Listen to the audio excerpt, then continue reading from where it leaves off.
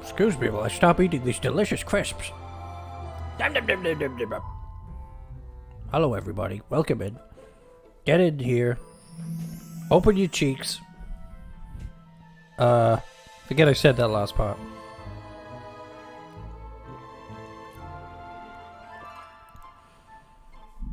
It's me, Turin, the business elf, who blinks. But their mouth doesn't move, and they live in a Stardew void. Help me. Hello, Danielle and Tom. Oh, nice. I'm enjoying a cold latte macchiato. What a fancy bitch you are, Danielle.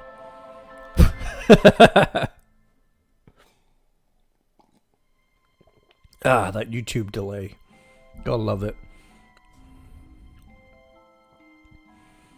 You just got your groceries delivered. Use your legs, you lazy cow. Welcome to Turin Roast Danielle for some reason. Like always.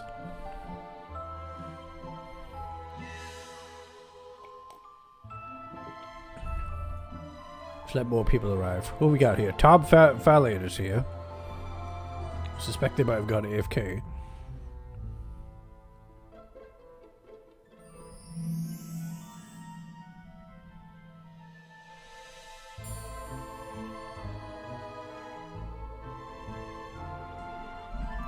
Oh well.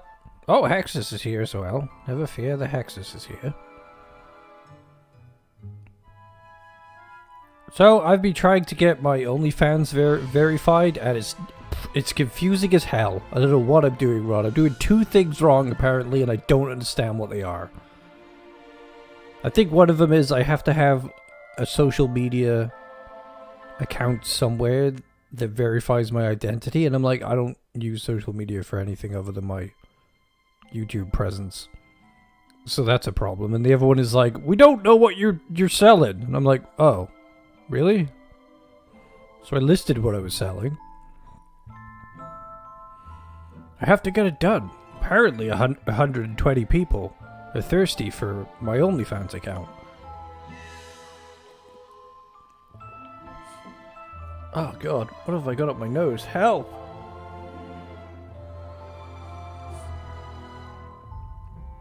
I need a kitty. Wow, Danielle, use the toilet. Don't use kitty litter. What's wrong with you? Hold a second, I gotta sort my nose out. Holy moly.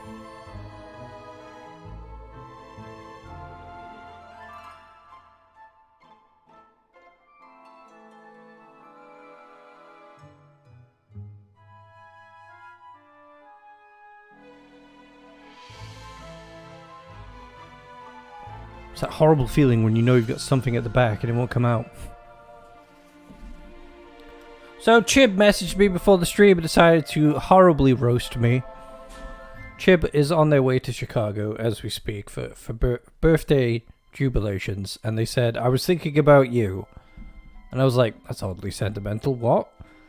And Chib was like, yeah, I was thinking about how you'd bring a block of cheese and a bag of salad and a cookie milkshake for a 1.5 hour journey. And I was like, how dare you? Basically referring to our trip to London. I was supposed to arrive in London a day after Chib. But Chib said, my bags are very heavy. I could use help pulling them through London, so I came early with them. Got a train ticket last minute, because I'm fancy and can't be bothered to save money on a coach. So we get on the train, and I had just grabbed anything I could out of the fridge because I hadn't had breakfast. This was a very last minute decision, so I brought a block of cheese and some vegan brioche buns and some vegan chicken slices and a cookie milkshake and a bunch of these little reindeer chocolates that had cookie dough inside them. Everything vegan. I'd slap it all in a bag and start munching on this on the train. And Chib's laughing at me all the way because I'm just basically making a sandwich on a train. And this milkshake container, I looked at it and I was like, this shit's gonna leak everywhere. Look at this crappy container. Sure enough, it did leak everywhere, and we had to clean that up. And then we wanted to drink it all to get rid of it, so we didn't have to carry it around London. So we were like downing a horrible sugary cookie milkshake. And Chib was in hysterics, laughing uncontrollably, especially when I left them to go to the loo. So yeah, don't think Chib's ever gonna let me live that down. Let me shit in a box! Only if I can watch Danielle. Oh, I've gone too far. Sometimes everything has to be a Miyazaki film when you're on a trip. Sometimes. It is. That's why I grabbed it, you know? I'm not buying that expensive train food. I already spent a bundle on the last minute train fare. It's ridiculous. It's cheaper to fly to Ireland and get a coach from Dublin to Cork than it is to get a return ticket to London. Like a 2-hour journey to London. You could go to another whole ass country. Transport in Britain is terrible. My return journey was even worse. Hence why that stream didn't happen the other week.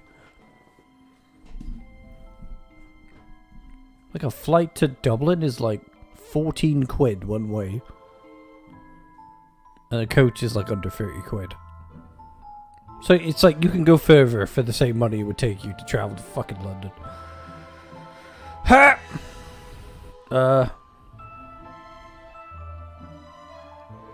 Anyway, let's get into the game. Because apparently I've scared 6 people away with my rambling. Is this game like Stardew Valley? No, it's fucking not, okay? Play something else, you dickhead. That's just me arguing with a hypothetical viewer. Alright, let's get into this. Look, it's Hamish on year 6. Basically, Hamish did a dodgy deal with some rabbit avatar person that was like, took 5 years off his life, gave him the Kynseed, which meant that every time he reached 50 he dies, hands over his body, and he is able to send his spirit along with his descendants. And I tried to reject the deal and it made me take it anyway, so it seems very sinister and bad and probably not a good idea.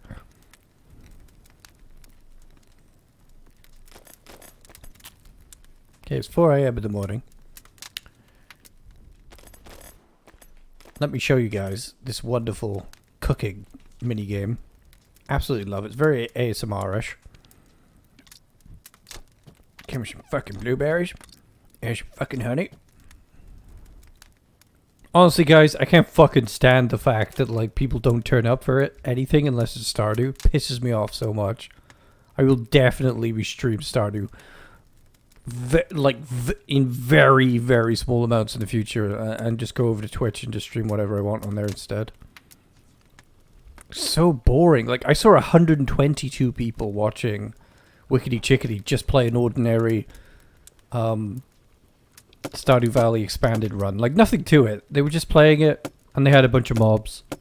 And that was it. And I was like, why? Why do you need to watch this? It's such a boring audience.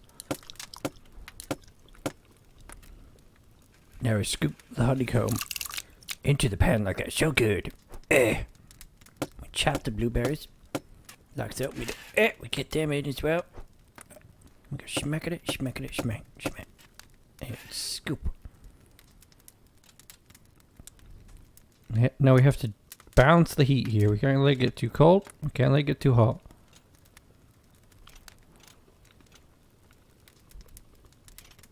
Get down, you fucker.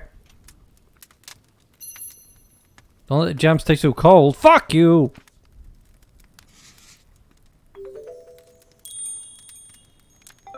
I mean, I'll probably end up just playing Cyberpunk over there. And be known for Cyberpunk. And be cursed to play a million different forms of Cyberpunk. That's what I intend to start doing with Karen. But, you know, hey, hey.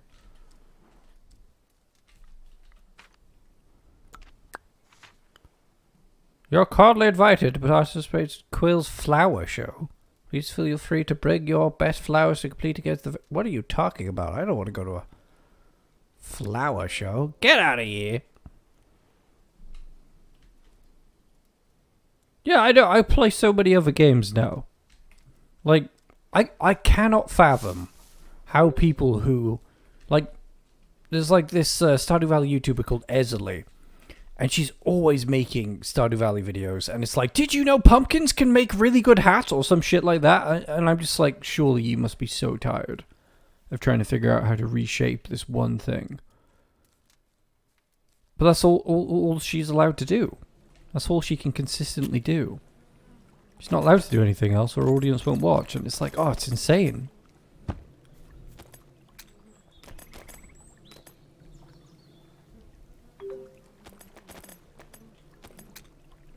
Right. Pigoo! Hamish, how you doing? You seem to have stubble now. Yes, I do have stubble now. And I ride on my pig really weird. I don't know why. I'm slightly sideways on the pig. I don't get it. Don't worry about it. Just get out of here. We've been exploring the map. We've seen a great deal of the map now. Don't think we could zoom out for some reason, but we've seen most of the region. Got a few places we still haven't been to. But we've seen most of Quill. It's not that big, surprisingly. I don't know if you get to go anywhere else in the world, but it's a bit small.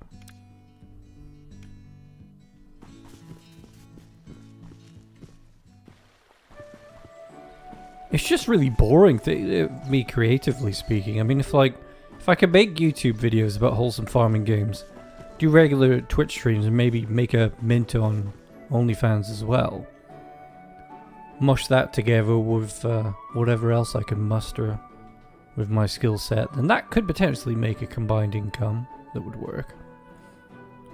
But, oof. Very rough and difficult to make a living off YouTube alone these days. Going to the Twanging Gardens.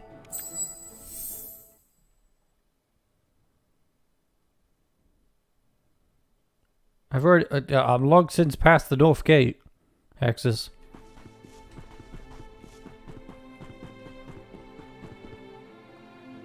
Average edited Minecraft video takes 50 to 1 hour and more to make. Well, you see that they do it because that's better than your average job. Let's face it. That's why they do it.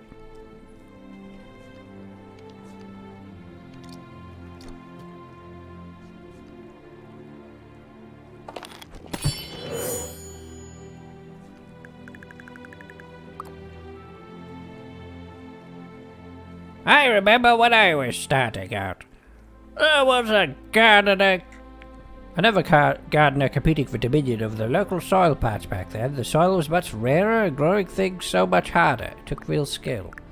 But as I was saying, had a green-fingered rival, some kind of medical condition, I think, whose name was, funnily enough, Greenfinger. We had a beat off.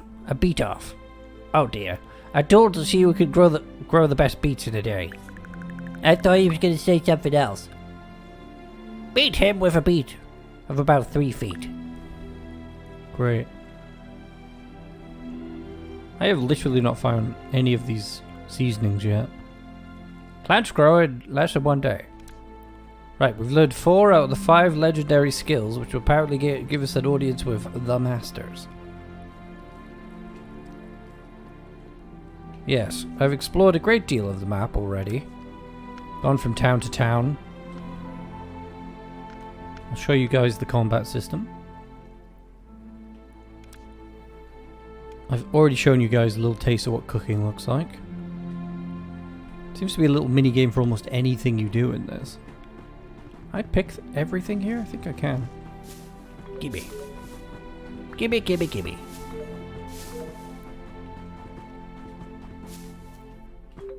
Yeah, on Twitch there's more of a culture of like, hey, we need to support the streamer, which is the most important thing, but then also the invention of like having Karen as the VTuber should be pretty interesting. A personality to gather around. And then there's like, I'm probably going to play a lot of AAA games on there. And it's like, also the format of Twitch is more like forgiving, because like having to make a thumbnail for every YouTube video is a bit annoying. On Twitch it's just like, okay, we're still playing, you know, God of War this week. Everybody knows the drill. We're still playing through it. Because let's face it, the Let's Play is very much dead now, unless you're a big channel.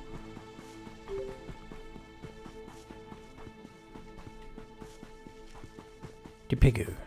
Could be sad, but the Pigoo dies. Of old age. Piku piku. They changed the combat system quite a lot, because when I played it in early access, it was almost the same as Stardew in terms of free movement.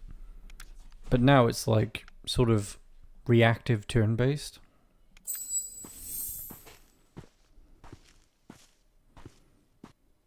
Beautiful environments though. I'm really enjoying the pixel art style. Like this area is particularly lovely. Let's get in here and do some battling.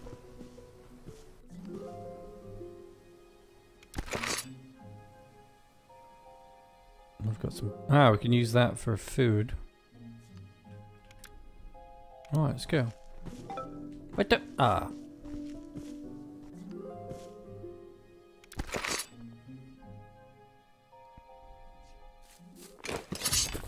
Fuck chap!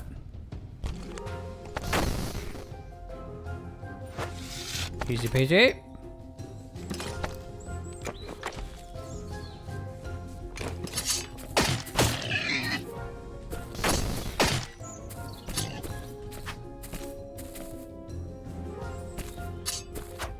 Oh, that wasn't where we were supposed to be heading.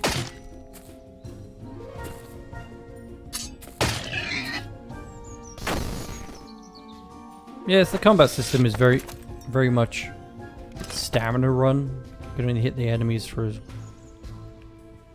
however many of these little stamina orbs you have, and you spend those by attacking or using your bow and arrow. So you can parry. You can try parrying. Okay, just gonna throw a bomb instead.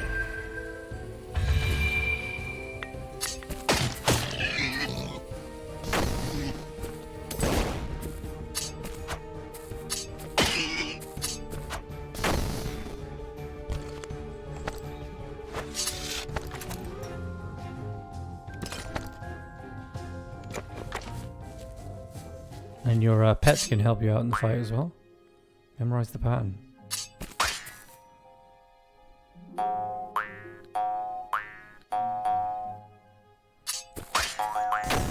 Oh, hit the wrong one immediately. I hate games like that. I could never follow that.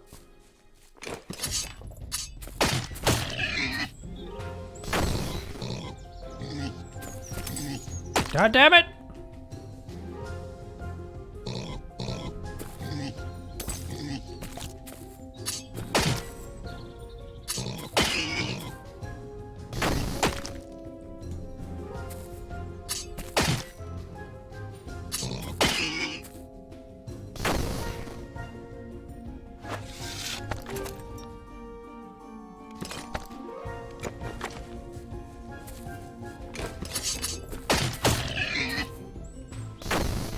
Good to get that first kill off.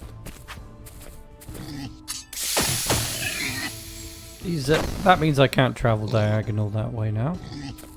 Or in forwards. Block me off good.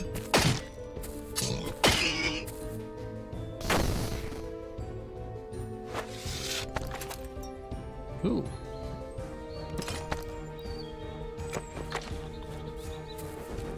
Let's get this big bugger. He would have been trouble.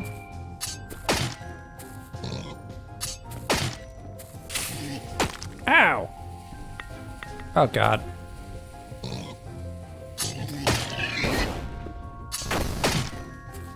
I like the combat system. It's not I wouldn't say it's my preferred type of combat system, but it's quite a level of skill to it.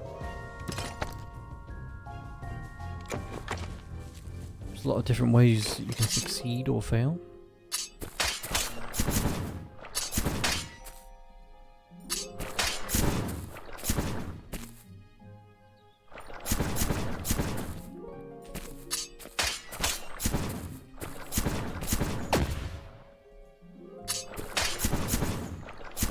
Not sure how I meant to destroy these statues. Oh, perhaps I can hit the balls back? Try that. I cannot.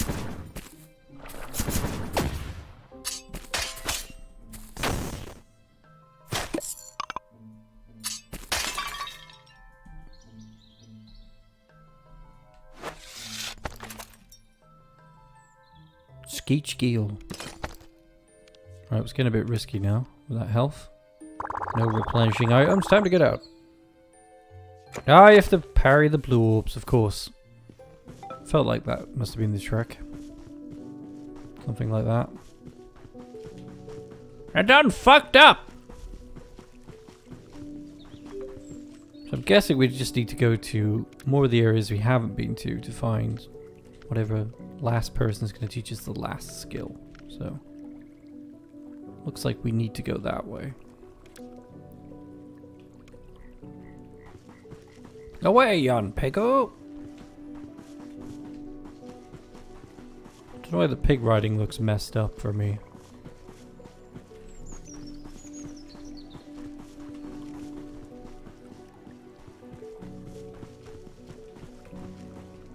God damn it, this fog is making it too hard to travel.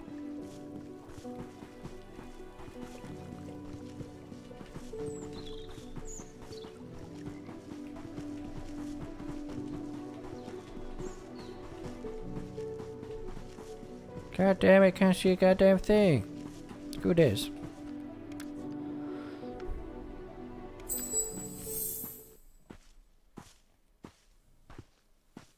I don't even know how to use the food in the fighting areas.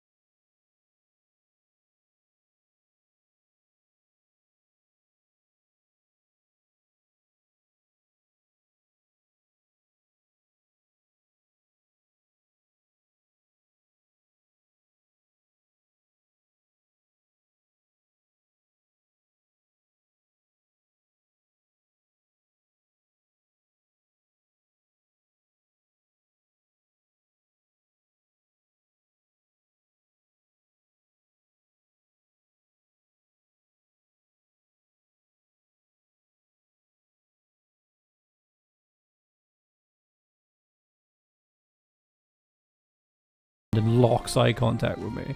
I have no idea what this means aside from the hunch that it's the standard Britishness of like, I don't know if you've seen these TikToks where people are like me when I'm totally into you across the room and it's just them looking like they're bored out of their minds. I'm like, why do people do this? So I smiled after she did it the second time and I felt creepy as fuck and still she didn't react in any way, shape or form. I was like, what the fuck is going on? At one point I was like, should I just get up and ask for a number? I really don't want to appear like I'm harassing people in public. This is a problem for people who look like cisgendered men. But, yeah, god damn it. I was like, anything. Like, telegraph something. Revulsion? Interest? Something. I can't tell why you're locking eyes with me. What's going on?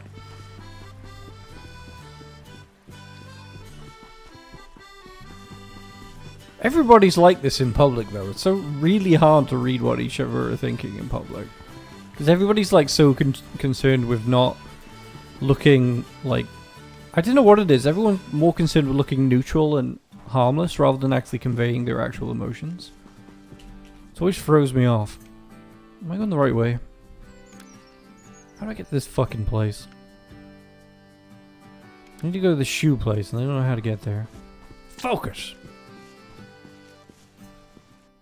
Oh, before you go in, right. You just never know with people, because there's never an attractive girl dead head on for me. And I was looking at her, and I just looked away from her every time she sort of looked at me, and I didn't share eye contact with her. But it's like everyone's expressions are like completely emotionless, and I'm like, I just don't know what anybody wants. And when I actively try to work against the formula, I just end up feeling like a freak.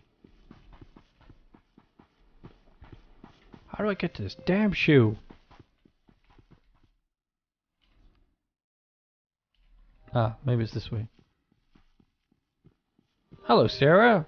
Are you enjoying Kynseed after you won a copy of it? Congrats on that. Maybe I need to go for this tunnel.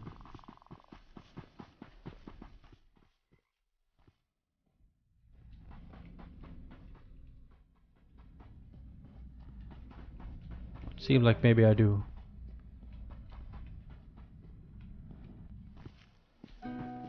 The shoe. I believe this is where we were born or something. Hello.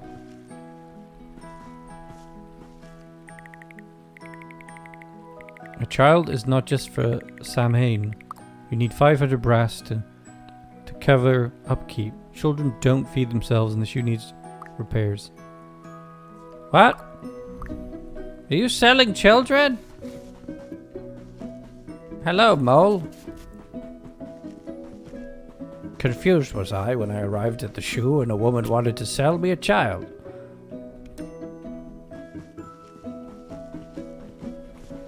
Oh well, take your time. Just enjoy the game.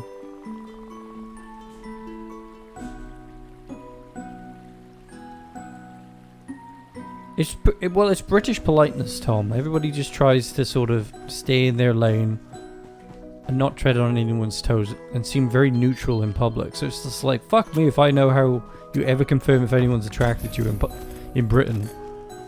You seem to like, the only way you can meet anybody in Britain is if you're absolutely sloshed in a bar, which is the worst way to meet somebody. Or it's through like a friend or a family member. But like growing up, my friends were terrible. Like they would never set you up with anyone. They were too concerned with bedding anyone they could find, and usually that meant the strangest creatures. I think Chibs introduced me to like maybe a couple of people I want to date with, at least one person through Chib. Not the best idea. To date friends of your sibling, but to be fair, they weren't like exceedingly close friends. I generally always met people through shared interests, like going to college, university, workplaces. Although it's a terrible idea to go out with anybody from a workplace. Very bad idea. I got very annoyed with workplace sort of behaviour. Like there was a girl who liked me a lot in one workplace that I was in, but I just didn't like her at all. And she just kept trying to get my attention in the most awkward ways imaginable. Eventually she realised I didn't like her, and then she just went out with the only other available guy in the workplace that was like in the sweet spot for her. And I just found that really pathetic.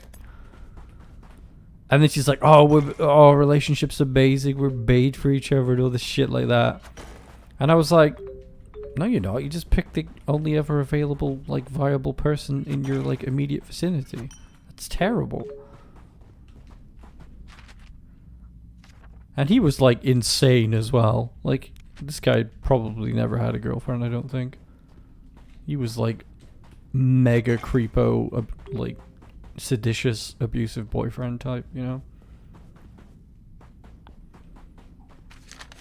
You're dealing with grumpy old people and farmer boys every day.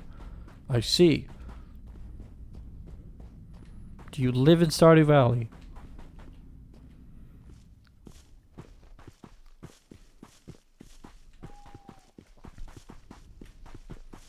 Right, have we found the map stones here yet? No, I hate this map stone system. I don't think it works in 2D.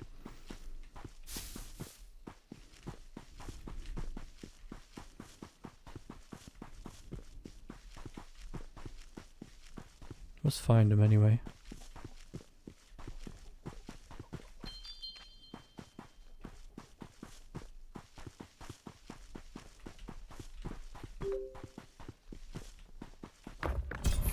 There we go.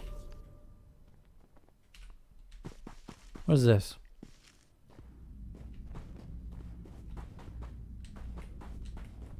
Sheboygan. Cabbage feels hot nor cold, nor rain nor shine, it truth be told.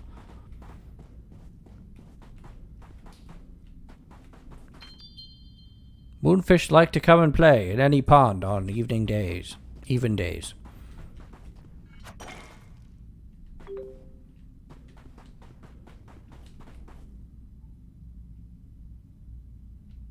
You're not the perfect retail employee they wanted. Anybody perfect at retail? I don't think it matters. You can be excellent at retail and you'll never get the respect you deserve.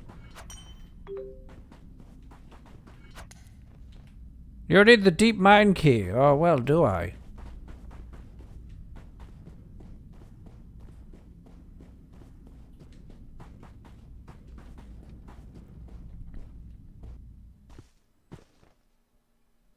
They called me explosive to customers. Well, if you'd like to be explosive to me, we can arrange that.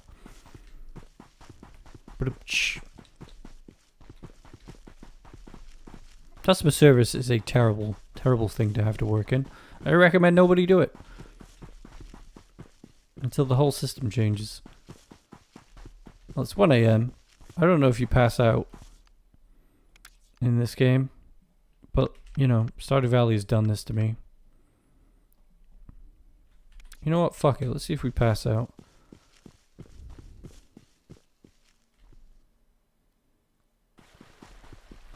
Yeah, customer service is dumb. You don't get paid what you deserve, and your manager generally only turns up to like tell you you're bad.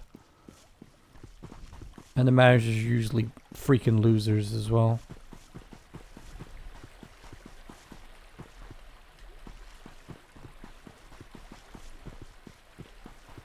Where are we headed anyway? We're heading up here to some of the last places. I think I've been oh, I haven't been here somehow. Managed to not go here. We got 2 places up here I haven't been to.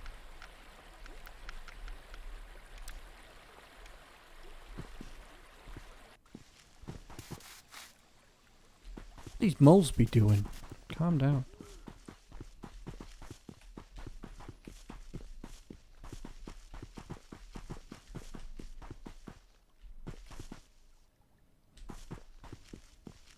I think the thing about customer service though is it low-key is like slavery, or being like the help. It's just not called that way anymore, you know, you sort of voluntarily take the position. You're sort of meant to act like a butler, you know, because like people in wealthy backgrounds just don't have to do that job. That's the giveaway, you know.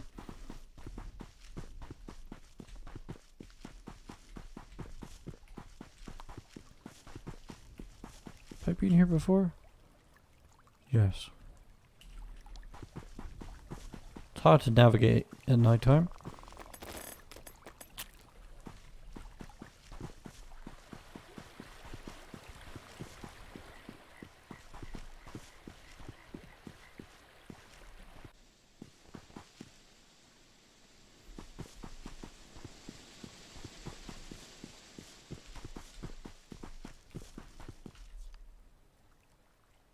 See, what you want to do is just make an OnlyFans account.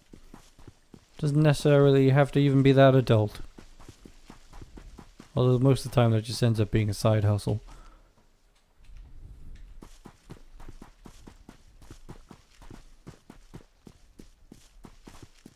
Oh, this is a combat area.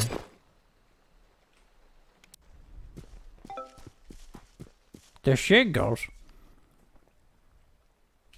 Looks like maybe I can go this way. Well, apparently you don't have to sleep in this game. I don't know if there's any ramifications for that. Woe Marsh. I've been to Woe Marsh already, haven't I?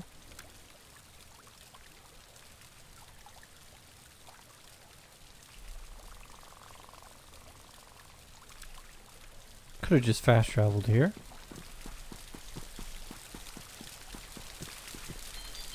When I said we would be riding a pig today, I was not joking.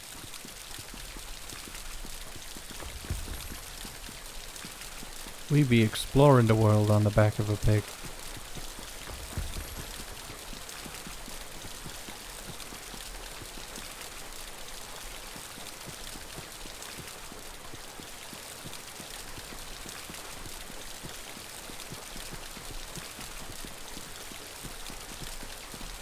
Where the heck are we? Somebody's house. Hello, can I sleep in your bed? Stay warm from the rain. Beasts of the North. I don't care. I care. I'm soaking wet on a pig. Nobody cares.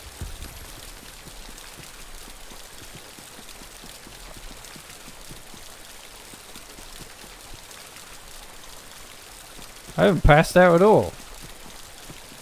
In adulthood, apparently you don't pass out.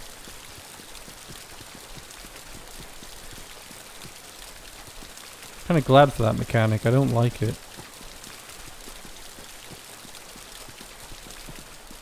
What in the fuck is this? Let me in, Froggoos.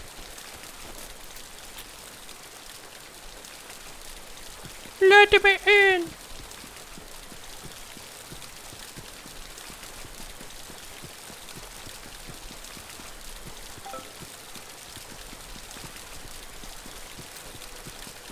Well, we made it through the night without passing out. Hell if I know where we are, though.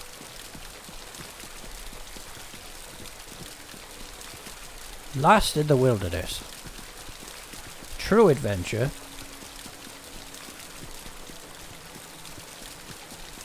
You lock eyes in a Starbucks. You smile, but the other person doesn't exhibit any emotion whatsoever. What do you do?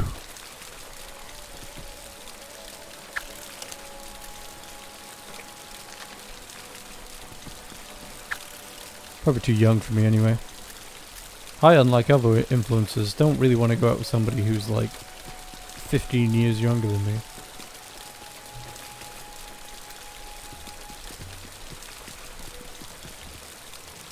Hey, who are you? You look kind of important. I know. I'm not trying to use this. This is a person. I'm trying to speak to them. Lewis Flushing. Sorry, can't really chat much. Welcome now. I've got a headache and not feeling my usual cheery self.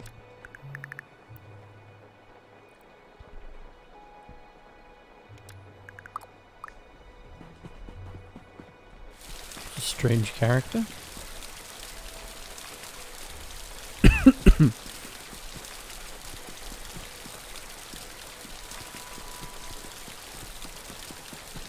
Can I touch this? Nope.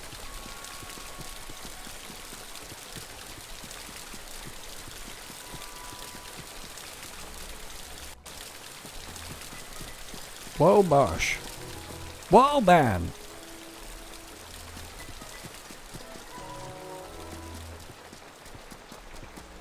Soaking wet on a pig. Hello.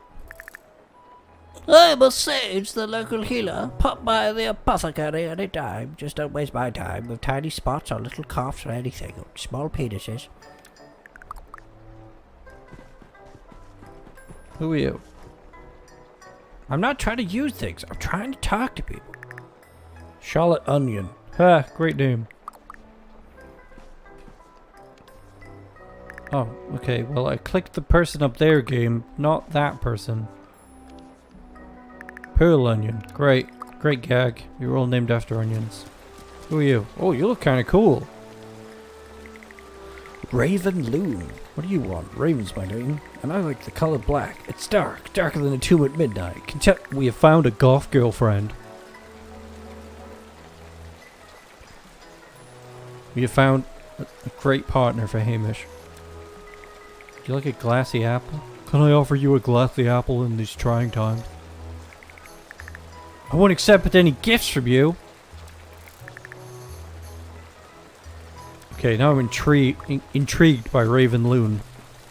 I'm not intrigued. You seem like a Hot Topic wannabe or whatever. Shut up, Hamish.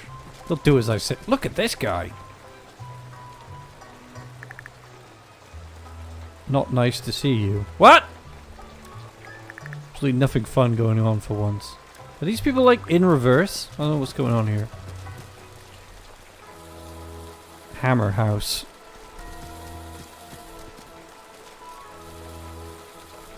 Yeah, it becomes very noticeable. Trying to date somebody in their early 20s when you're in your mid 30s. There's a notable difference. Unless you're just like being shallow and you're just looking for a hookup. And of course the younger you get, the more dubious your reasoning is. Because like, are you just trying to manipulate a person?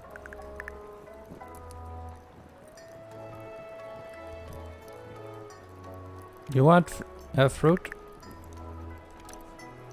What do you need? You want a glassy apple? There you go.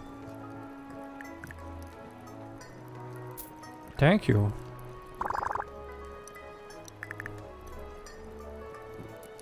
Look, Mason Maker.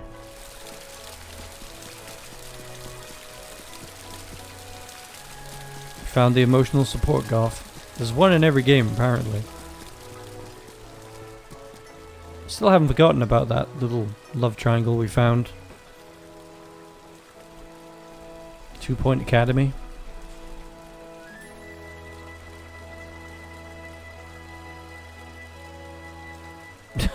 Discover your goth side, Sarah. You have been chosen.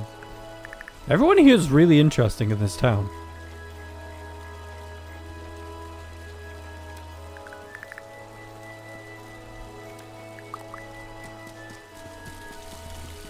Like, no other town has had any villages in it that I particularly liked.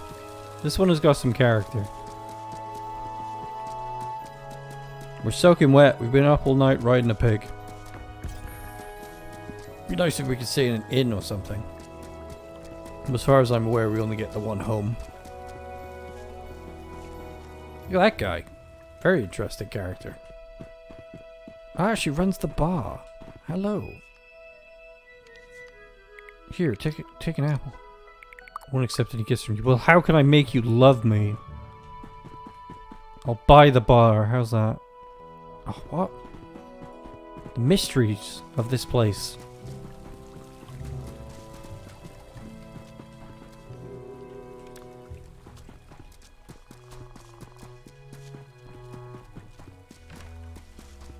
What's this place called? This is now my Copper Pot is now my favorite place. Someone's having a... Oh, it's that guy. We caught him having a poop. He was popping. Goose Gander. This one's called Saloon. Will you take a gift? I won't accept any gifts from you. What the hell? Nobody wants a gift in this town. I've got just what you need. Maybe it's a rep thing. Maybe people don't like me because I'm a nobody. Can I sleep in this bed? Looks like I could use beds once I'm good enough friends with people. Like I have enough permission. What's your name? Wanderer. Another wanderer. So I'm a wanderer. I roam around, round. I'm the kind of guy that likes to ask the question why you staring at me in a coffee shop. Do you like me? I like your yoga pants.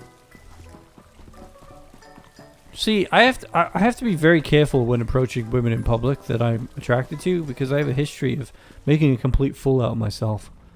There was this epic occasion when my mother awkwardly drew me over to a female football player on a beach to make me have a conversation with them. And I was like, this is awkward. And then later on, I approached them and I was like, would you like a race? Like, of all the things to ask someone you barely know, would you like a race? And they were like, no thank you. And then I rather awkwardly ran down the beach by myself. And now, whenever Chib wants to make fun of me, Chib just goes, did you ask her for a race? You know, in regards to dating. Ooh, you gonna ask her for a race, are you?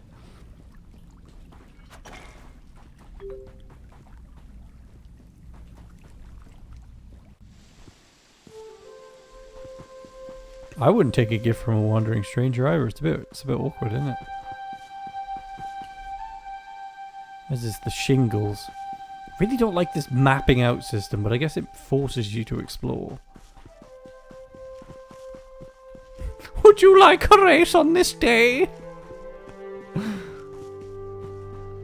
She was hot though. Like, she had like those massive muscular legs from playing football.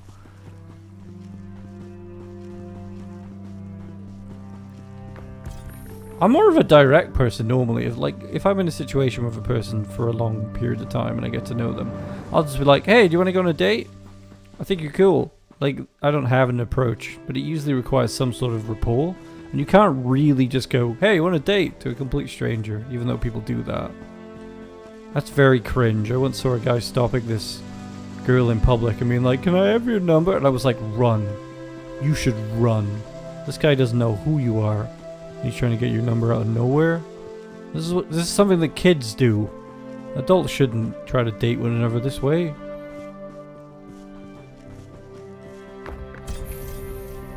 I used to hang out at a shopping mall where girls used to come up to us and be like, I had a friend who had the same name as me. So there were two of us with the same name, and we used to hang out at a shopping mall and pick up girls. And there's some very awkward experiences, like people just being like, can I have your number? And then me having to get the girl that I'm not attracted to at all, because my friend was probably more attractive than me at the time, because I was definitely in an awkward phase. And I remember when you'll hang out as a group, I was the only one making conversation because everyone else was too nervous, and that was annoying. But it's just not the same when you're older. You can't just walk up to a stranger and be like, you want to go on a date? Because, like, you don't know what you're dealing with. Oh, man. Oh, have I mapped the area out now? Sweet. Lovely map designs. Welcome, as I ramble away on the back of a pigoo. About dating.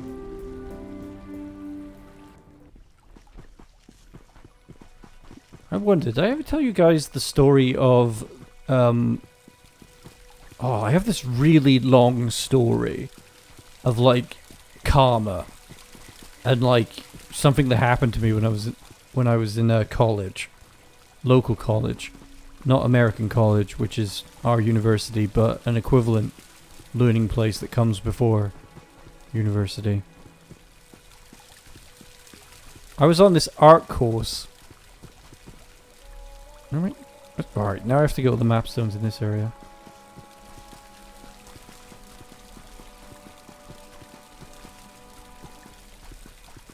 Yeah, everyone's really awkward about hitting on each other in public. Oh yeah, because you got it made, haven't you, Danielle? Your heteronormative relationship. Where you yell at your partner and you're always right. It sounds like a dream. You need to get some gay in that relationship, Danielle. Before it's too late.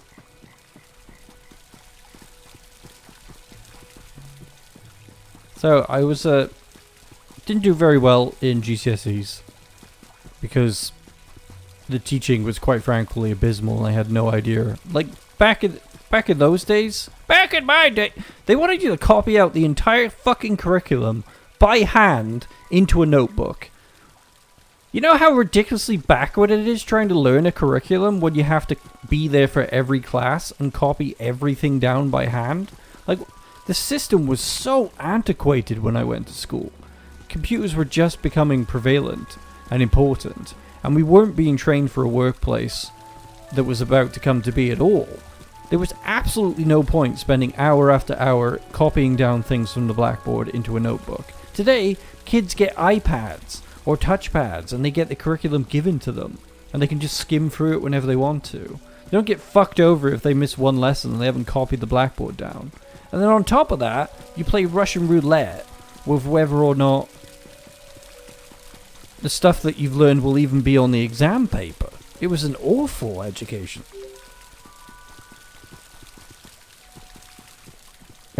system. So I ended up in local college doing an art course for the equivalent of like 4 GCSEs. And there's a lot of people in my class who are kind of stupid. Like, I definitely was a very naive kid, but like, I didn't really fall into the bracket of stupid, so to speak. And I ended up being friends with 2 guys, and all of us had L names. And let's just say that the where the fuck is this other mapstone? It's pissing me off now. Let's just say the guy, we'll call them Larry and Lenny. And there was a girl in the mix that I liked. We'll call her Lena. Everybody's got an L name here. And I thought Lena was really cute. Like, she was a redhead, she was very attractive. I didn't know much about her at all. Just thought she was attractive. Never did anything about it. Mentioned to a few people I thought she was attractive. That was it. Apparently Lena caught wind of this, and I formed a friendship with Larry and Lenny. Now, the important details about Larry and Lenny, let's just say that my name was also Lenny as well. These are made up names, but we had the same name. So 2 Lennys and a Larry. And Larry was the dumbest fucker you could ever meet. Like, this guy could barely read, barely write. Incredibly fucking stupid. But he was inexplicably, incredibly handsome. The other Lenny was very middle class. Had money. Soft-spoken. He was quite attractive as well. Everybody started calling him Model Lenny. I didn't get a nickname until later on. It was an unfortunate nickname. Hello there, pink-haired person. What's your name? It's story time with Uncle Turin. Drop your pants. I mean... Oh, Ava Gardner's quite cute. Nice to see a new face as long as you're spending money in our shop, I don't care who... Okay, spoke too soon. You're a bitch.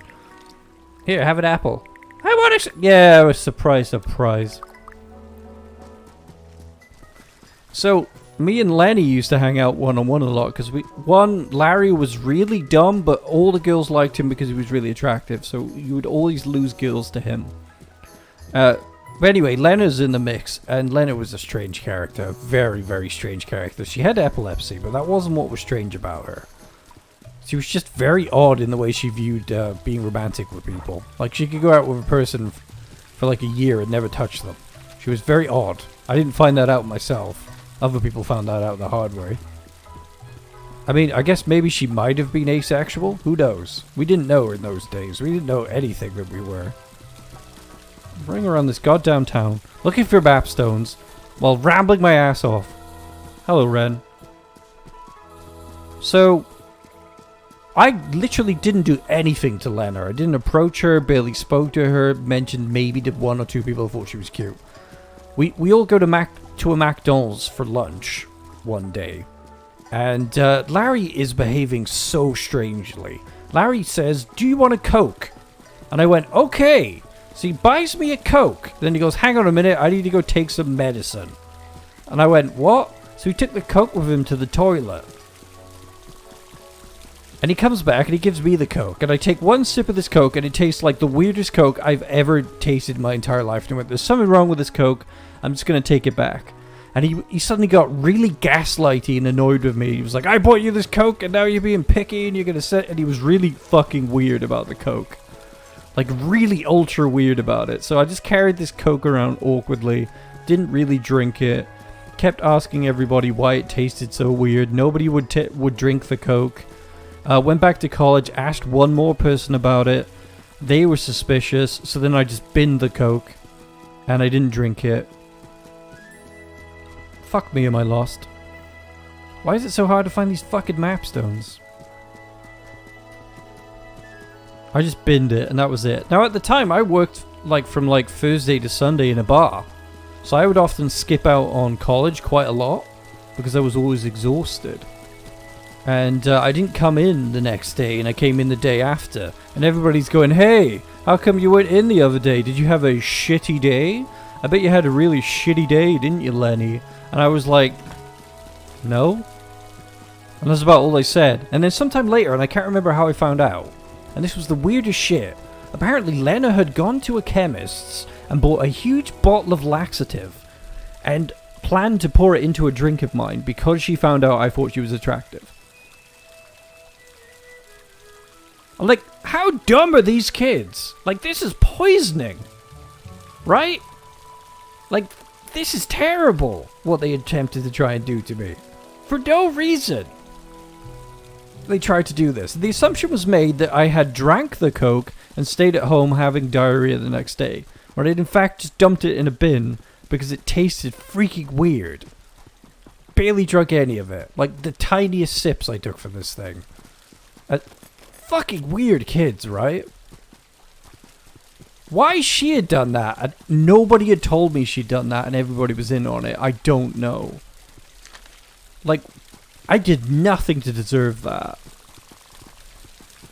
So it didn't work.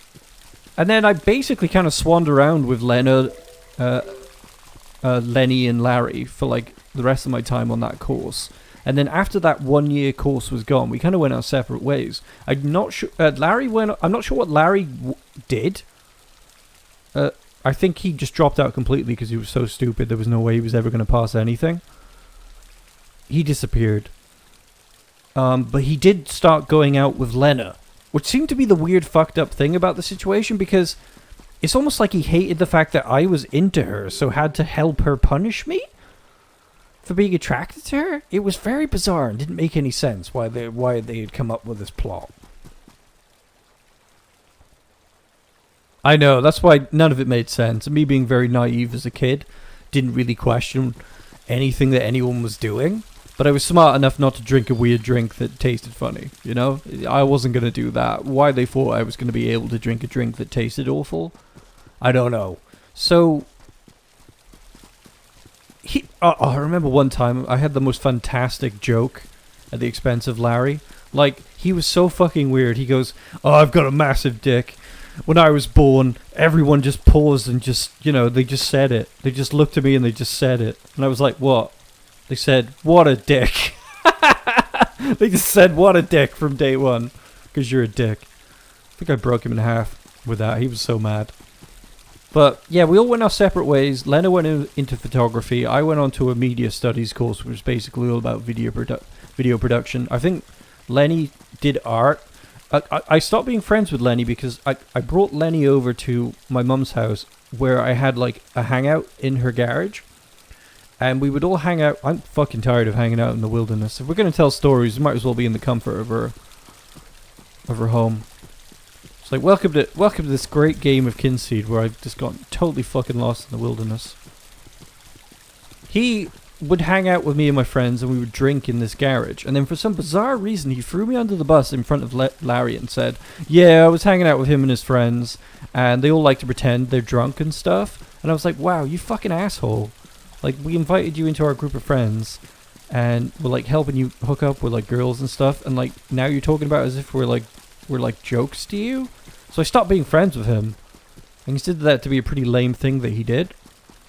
So we all went in several different directions. Now, the thing about me at the time was, I'd had long hair for the longest time as a kid, but during this period of time I had short hair, didn't really know how I wanted to dress, and I was kind of going through what we call in my local area as the chav phase, where you dress very chavvy, which is like very... Well, if you look up what a British chav is, you'll sort of understand what I mean. But somebody bought me a terrible hat that was extremely chavvy, and I went, no more. And I went back to my roots, and I grew my hair long, and I started dressing like a surfer/skater again, even though I did neither of those things. And I guess I just sort of grew into myself, and I became known as the hot glass collector in my place of work, and a lot of girls were interested in me. But I was very, very naive, so I did nothing with that attention. I am very lost again. I just want to go home. I just want to go home, Kynseed. You've just left me in the fucking rain on a pig. I am soaked to my balls, Turin! Get us out of here! I'm fucking trying. This game's awful for, like, direction. I have no fucking idea where to go. Can I go down? Get me the fuck out of this rain! I hate it! Jesus Christ, you stupid waffly old man! Alright, I'm trying. Fucking trying. The stupid map system aches my balls. Hamish. My balls are slimy and wet and on the back of a pig! I got bigger problems than you. Great, we fucking lost on this screen? No, we're not. Where's the teleporty thing? Over there. Great. Get me out of this rain.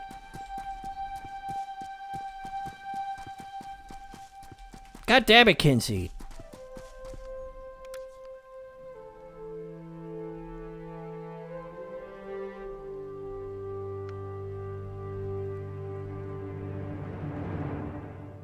The other thing about Larry was, after the laxative incident, he very obnoxiously started calling me Lax.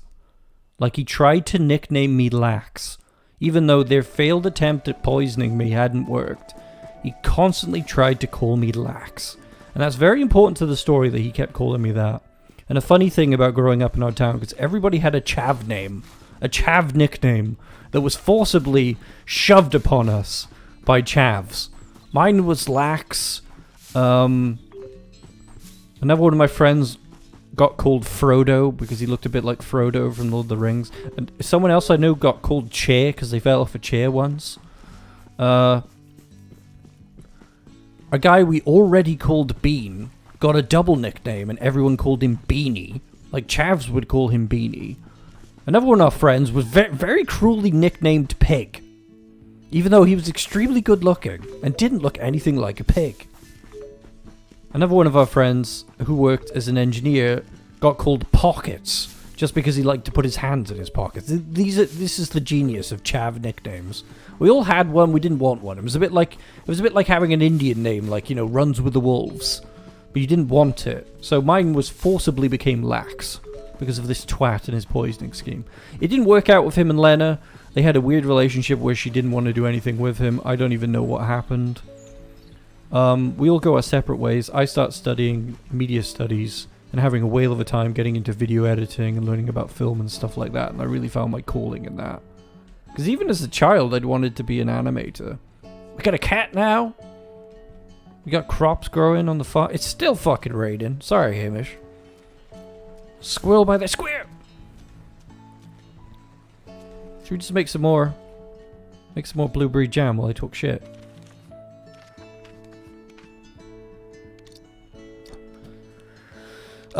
So yeah, I grew my hair back out. A lot of girls were interested in me, and I had a bunch of girlfriends while I was in college, and I had a great time. And Lena suddenly, like the shallow fuck she was, suddenly took an interest in me and kept trying to talk to me and kept trying to be nice to me and dropping subtle hints.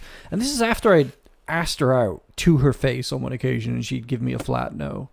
It's like, want to go to the cinema with me? No. I got from her. And all of a sudden, she's giving me the very obvious I'm interested in you kind of vibe. But it's the one where they don't actually say they're into you. They just make it painfully obvious through body language and wait for you to do all the work. So I just totally had nothing to do with that shit. I couldn't believe the audacity of her after what had happened. I didn't say a word to her. I was pretty nice with her. I didn't communicate with her. Larry... I think he went into being a doorman. He was too stupid to go into higher education. Not that you have to be stupid to be a doorman, but he disappeared from the scene. The other Lenny takes up the A-level equivalent of the art that we were doing. And this really funny thing happens where I initially took the same A-level art, I think. And there was a beautiful girl that would join our art classes every now and then. She was gorgeous. I think her name was Ashley. And she took an interest in Lenny, and she asked me about him. And she said, "What do you know about him?" And I said, "Well, he's an asshole. I brought him over to hang out with my friends, and he talks shit about us for no reason. I really don't like him and distrust him." And as a result, this very smart girl suddenly stopped paying him attention. They didn't want anything to do with him anymore. And he was pissed. And I'm in a Subway eating lunch one day, and I can't remember who I'm with. And all of a sudden, some sort of mediator comes in, and Larry's outside, and he's really... not Larry, Lenny is outside, really pissed. And I'm like, what? I just told the girl the truth. I didn't tell her not to go out with him. I didn't know she was just not going to have anything to do with him. So nothing happened. But I inadvertently fucked over Lenny's love life. Leonard's, for some reason, thirsting for me. I fucked over Lenny's love life, and Larry has just been banished to the back of beyond because he's too stupid. And I also think he came into my bar, and he was underage, and I had him thrown out as well. So I sort of karmically got revenge on all of them, and I didn't even realize it. Because your personality lacks... ironically fits you, dude. Don't try and call me lax. I'll kill you. I didn't realize this until recently. The sort of karma came to bite all of them. So I think things came to a head when Lenny and Larry turned up in the town centre late one night while I was out socializing and drinking, and I wasn't working in the bar that I normally work in. And Larry starts screaming "Lax" from the distance, going "Lax! Lax!" from like a mile away. So I just completely fucking ignored him because that's not my name. I'm not responding to that. And he draws up into a big group of people who work with me, and he's really mad, and he wants to fight for some reason. So I get some of the burly guys I work with to basically protect me because I was skinny as fuck at that age. And nothing came of it. We sort of enabled some sort of truce. And Lenny and Larry are there. And then the funny thing was, Ashley, the girl that Lenny liked, walked up and just gave me a huge kiss for some reason, was hugging me, and was like, "Hi, really nice to see you," and then walked off. And like I was like, oh my god. In the middle of all this. I don't know why I didn't try to go out with that girl. She was really nice. I was so naive when I was 17, though. I think I was about 17, 18 when all this went down. Years later, I go to university, and Leonard's going to the same university as me. And she's all over me once again with the attention. I somehow shake her off and don't see her for the rest of my time in university. And she ends up graduating on the same day as me. Then, after my time at university, she perpetually wants to do things with me. So I end up hanging out with her. I'm on the date that I always wanted to go out with her with. She's done the stupid thing where she hasn't called it a date, but she's nervous as hell. And she's having food with me. And I just wasn't having any of it. I was nice enough, but I just wasn't going to go out with her. I look back at that now and I'm like, but the weird thing about it was, the guy who was the mediator between me and Lenny, he died on a motorcycle sometime after we were in university, and it was really tragic. And we all went to the funeral, and this guy had gone out with Lena, just like Larry had, and they had the weird asexual relationship where Lena never touched him. And now we were at his funeral, the funeral of her ex, and for some reason she was making massive gestures towards me, to whoever she was with, to indicate she was interested in me, at a funeral. This is how weird this person was. So when I end up on this date with her, there was no way it was going anywhere, and she kept asking me to do stuff afterwards, and I just didn't go on a date with her. I saw Larry sometime afterwards, and he was like so weird and aggressive, working as a doorman. Lenny was at the funeral too, and he basically nepotismed his way into having a good job in a family company, doing some banal job that made no sense, like looking after kids or something. The other day, I just realized how these fuckers tried to poison me, and then karma came for all of them. It was very weird. But anyway, that was the story of the people who tried to poison me with laxative when I was in college, and how everything sort of went wrong for them, and I didn't do anything. I sort of just sat in the middle of all this weirdness, and it happened to me. I think somebody with lower moral fiber would have probably just gone out with Lena and just smashed the crap out of her anyway. You know? As a form of revenge, and then dumped her. But, like, I couldn't do that. I even tried to set her up with one of my other friends. And she was like, he's setting me up with one of his other friends so he can get closer to me. And I was like, that's not how that works, Lena.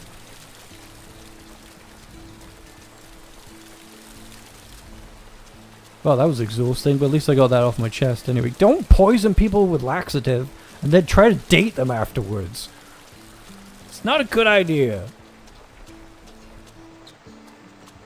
Anyway, back to Kynseed. As we try and figure what the fuck it is I'm supposed to be doing. I've heard that story like 5 times, Turin. You never fucking shut up about it. Yeah, well, the live stream people haven't heard it, so now it's on record. The 2 Lennys, Larry, Lena, and the laxative. That's what that story is. 2 Lennys, a Larry, a Lena, and a laxative. It's not a porno.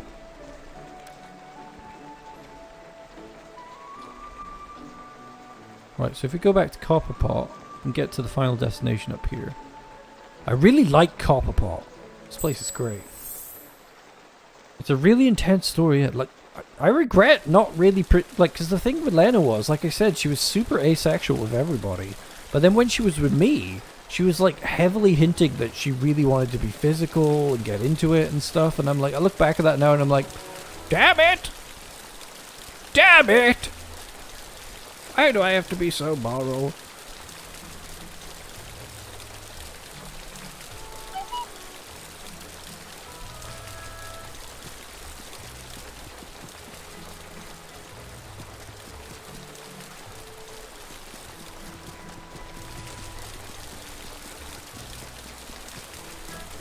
Well, I don't know what this place is all about.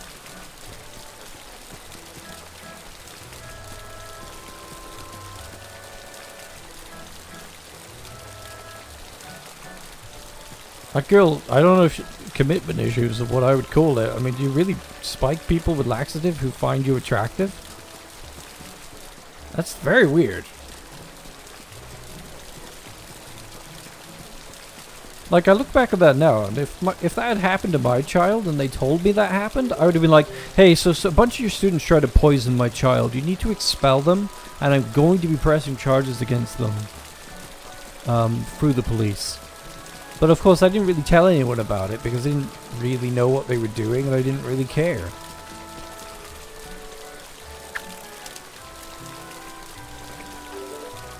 Like, I had my friends, I had a social life, I had a job. The college thing wasn't a big deal to me.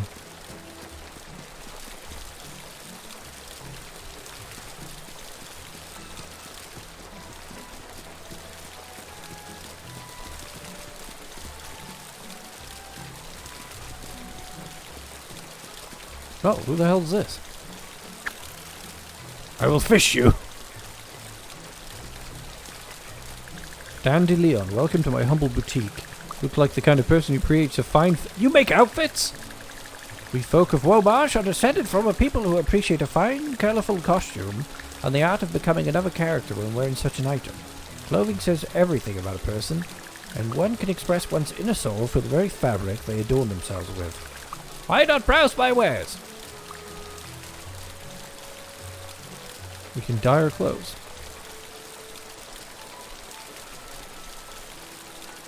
Oh yeah, I want black and you don't have it, but I'm guessing Hamish would be quite happy with blue. Somehow. Yes, Joja Blue! Cost dandelions. Finally, a use for dandelions.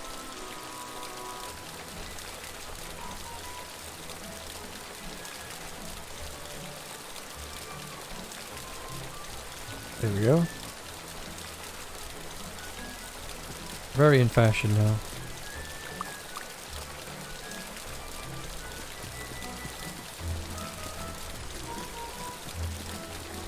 Always find a way. All they need now is goggles for you, Hamish.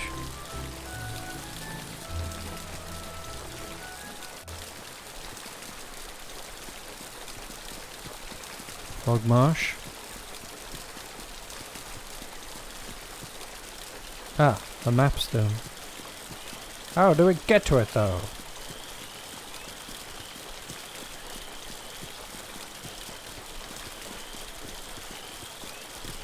This way? No.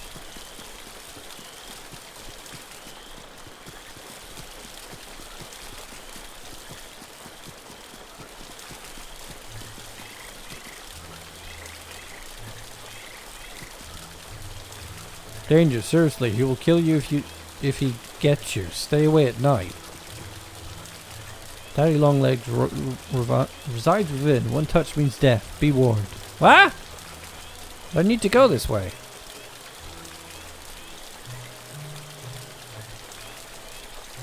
Gonna be here at night. Well, it's nighttime now.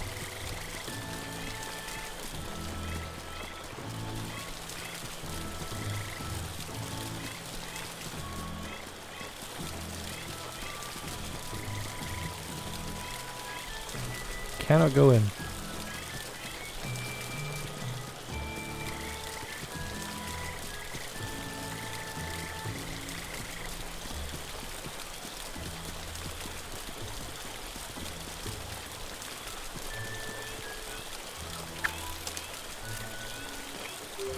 Lazy bones from Sallow Heart. Take a bite if you are smart. What?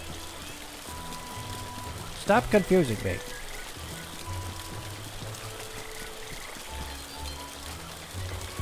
One more to find.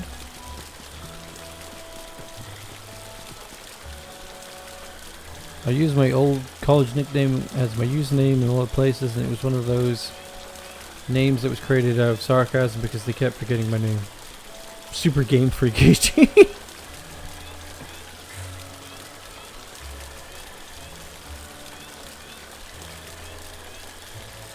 I don't like nicknames. I think they're rude. They get forcibly put on you, and they're almost like hazing, you know, like bullying. There's that poor guy that everybody called Pig. Didn't deserve that. Hello. Who are you? Paige Turner. Welcome to Woe Marsh. I am Paige, the local historian. Blah-de-blue. Fury. Why? P.S. You are ugly. What? Why are you calling us ugly?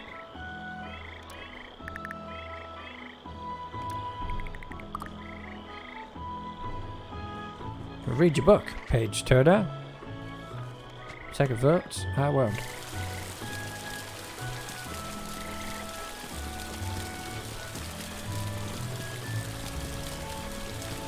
Well, clearly don't use that name everywhere, do you, Super Game Freak? Your story has hit a snag.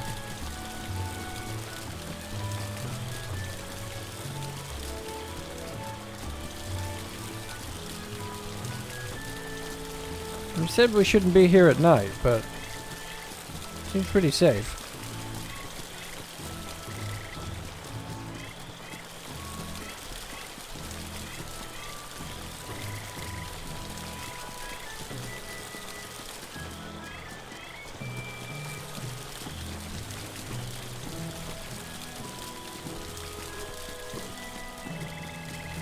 Well, we seem to have hit a dead end here. I can only assume the last skill that I need for the main quest is up there.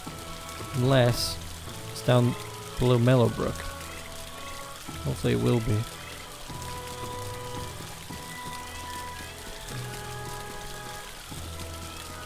Man, finding these map stones is terrible.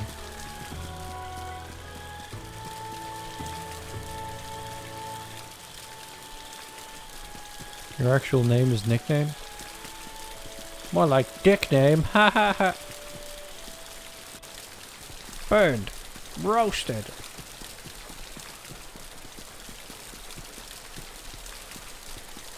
Looks like a lot of secret areas that need special things to open them.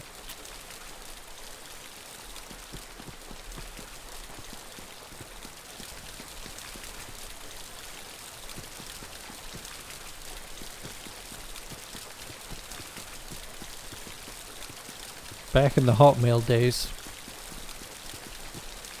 tend to stick with the same username everywhere we went.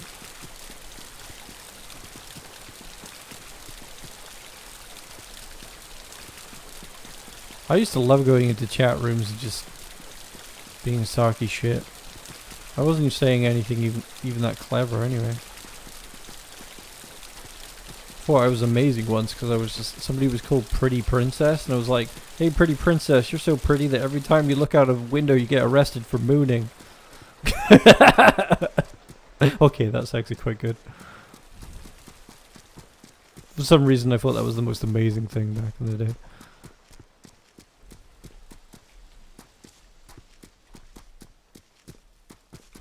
When you look out of a window at night, you get arrested for mooning. I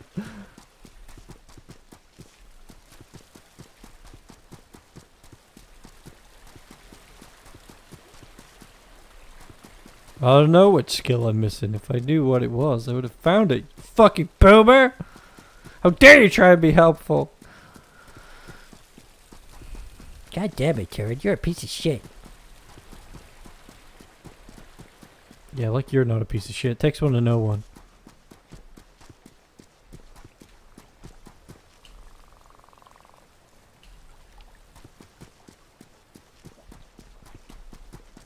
Alright, let's go back to the... Where do we need to go? We need to go over to Mellowbrook. Can't travel to Mellowbrook, so we're going to Cunning Plots instead. Teenagers can be terrible. I mean, like, I was just, like, sat on a bench in my hometown years ago, and a bunch of kids came past, and all they did was absolutely roast one another. Talk and speak to each other like garbage. They were just rancid to one another. It was, like, uncontrollably horrible. And, like, my group of friends wasn't like that. Like, I endeavored to put a group of friends together that was, like, actually quite decent. We still roasted one another, which I look back on that now, and I'm like, actually, we were still a bit too harsh to one another, but not to that degree.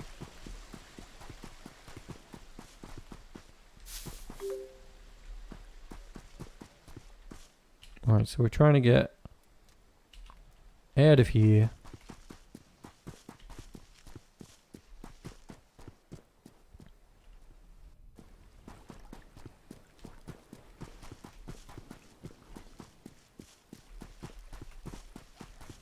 Right. We do not have this place mapped out. I find it a bit weird that I can't stay at inns in different towns. Well, I think we can stay in people's beds if they trust us, but then where are they going to sleep? Like, that person's got a spare bed. I guess I could stay there if I knew them. You could say there's a long lifespan to this game if you get to know people. There's a lot of different interactions you can have. Haven't really pursued that. I think Stardew Valley was really the first game I ever gave a shit about actually befriending people in games like this. Like, whenever I played Fable, I was very much like, okay, I got a wife now, I'll probably never see them again. Had sex once. One and done.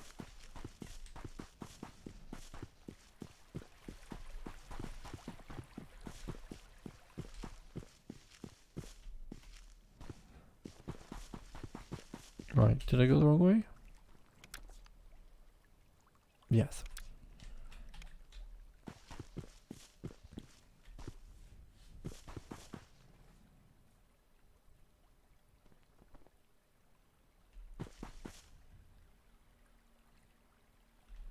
Kids are just, well, yeah, kids are terrible. They just say horrible stuff. Like, homophobia was basically the currency of bullying when I was a kid. If you were anything, you were gay. Anything but satisfactory, you were gay. Just, and I was like, to the point where I don't think really anybody really understood what being gay was. Because I'm pretty sure a lot of those people are very gay now.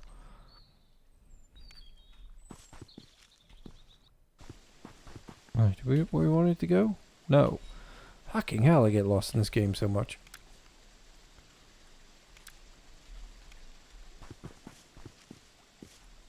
It's just been a game of literally just pig riding while I try and map out the area. Does not sell the game's finer points.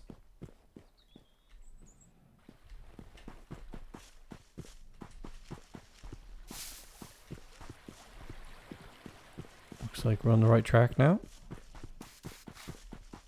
Hello, Mr. Mole.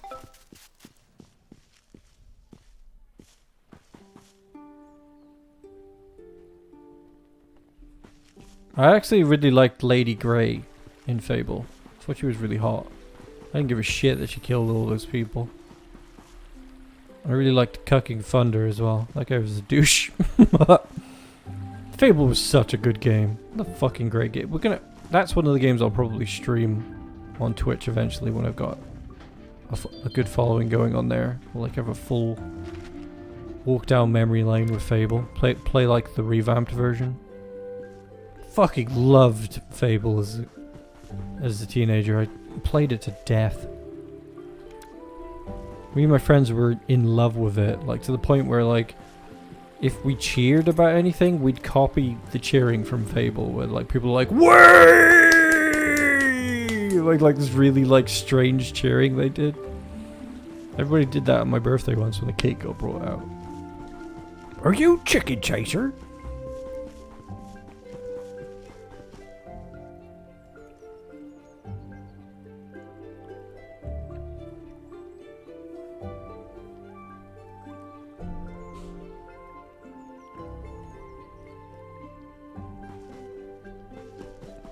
Yep, everybody was like gay this, gay that, gay this. It was terrible. Like the 2000s were super homophobic around that time. Early 2000s. And like I had an encounter with a couple of friends who were still stuck in 2005, apparently. And were just being incredibly homophobic in public. And when asked to stop, one of them just became violent. And I have never spoken to them again. They were literally referencing the way they used to talk in the early 2000s and saying that was their culture. And I was like, no. No, you see, we used to make jokes about pedophilia in the early 2000s, you know? James Gunn got in trouble over it. That humor was actually bad. Should have got the memo. Right, so we're in Frail's Fields. I still don't know what the last skill is. Any idea, Hexus? I got gardening, I got using a bow, I got using swords. That's 3. Cooking. And I don't know what the last skill is. Anyone fucking live here? Carrots are very hardy all year round. My mum's obsessed with carrots at the moment. For some reason. That's all she eats.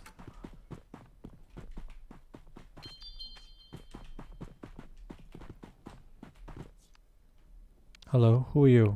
Goldie Lawn. Look very angry. I don't care what you're saying. Goodbye. Who are you?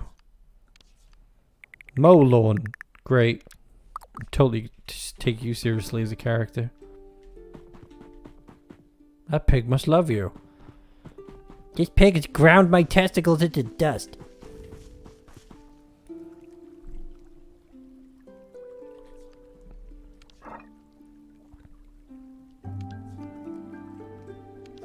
Fishing.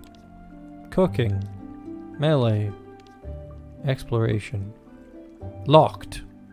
So who do I need to find for exploration? Sexual exploration? No.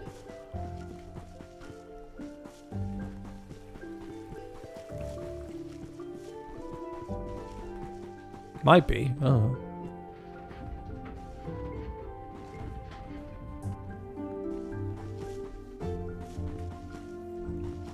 A lot of the kids who were gay tended to be the ones pointing the fingers at people who were gay back in those days. Definitely the way it was. It's just stupid now because if you're sensible, you've probably gotten to a point in your life, all of us now, with our more informed days as millennials with the internet, and Gen Z who are, you know, informed from day one, that, you know, everyone's sexuality is basically on a more like a barometer. You know, it's like it's all over the place. There's no one specific way to sort of express your sexuality anymore. If you're sensible, you're very open-minded. If you're not, you're condemning yourself to a heavily heterosexual relationship, which sucks, and you probably don't enjoy being in. Like typical hetero relationships give me the heebie-jeebies. Where it's like, you're the man, you're supposed to pick the heavy things up and you're messy. Oh, I'm the girl and I wear the dress. And I'm like, no, I'll wear the dress and pick the heavy stuff up. How about that? And cook and clean.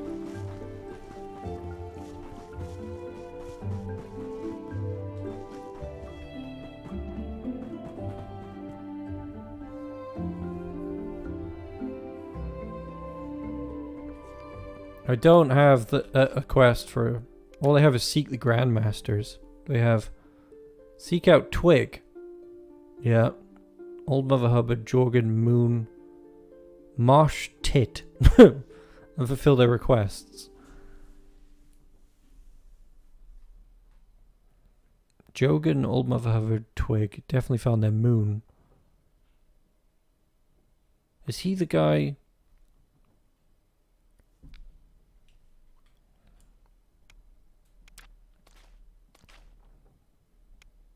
Yeah, she wanted me to find something.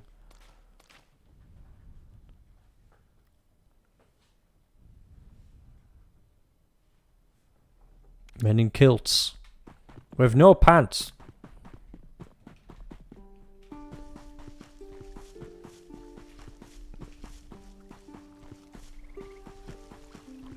It's about time men wore dresses. I mean, like, people wear togas and like robes and stuff in really warm countries in Africa, so they were already on their way.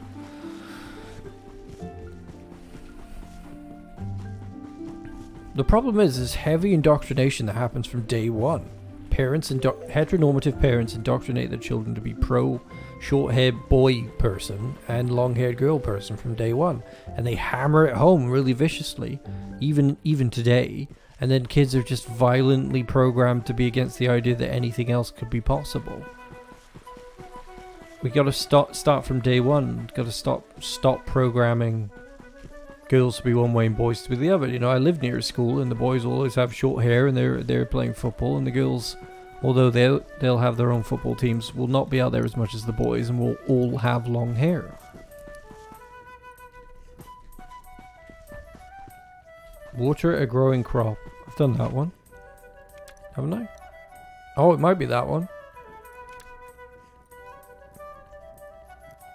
That was from ages ago, though. I didn't even get that from anyone, I don't think.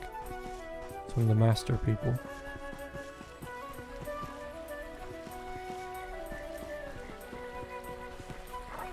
Fortunately, a lot of people do care what you wear and what... I've been out to...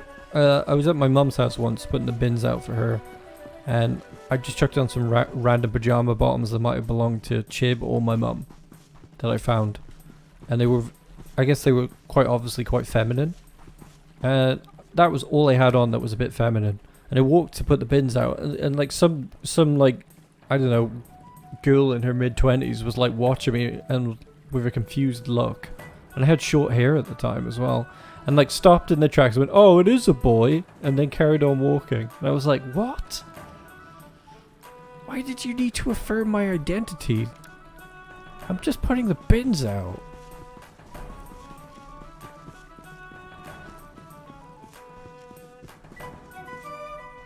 Oh, I meant to teleport. Fuck.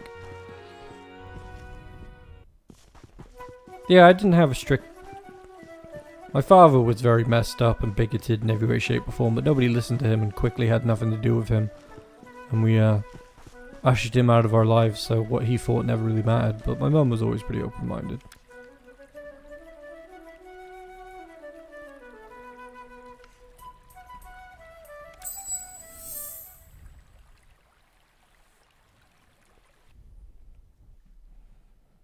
Like, I just started growing my hair when I was about 13, and my mum never cared about it.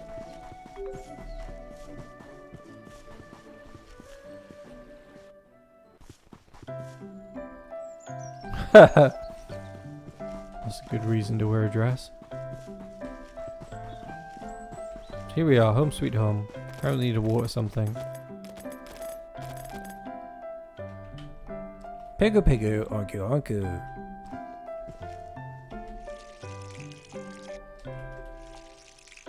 None of these things need watering. God damn it! Let's plant something new.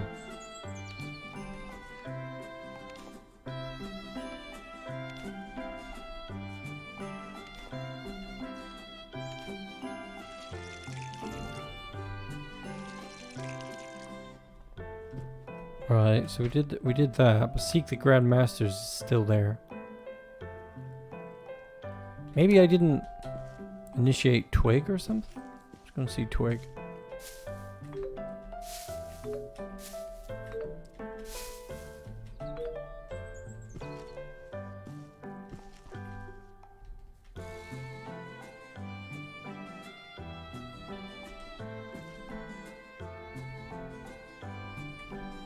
Well, we're sort of moving along socially very slowly. And it doesn't help when people do aggressive things, like in America, for example, and go, "Don't say gay" act comes in where you're not allowed to talk about homosexuality in schools, which is just fucked up. Unbelievable fascism. Oh no. Is this guy called Twig?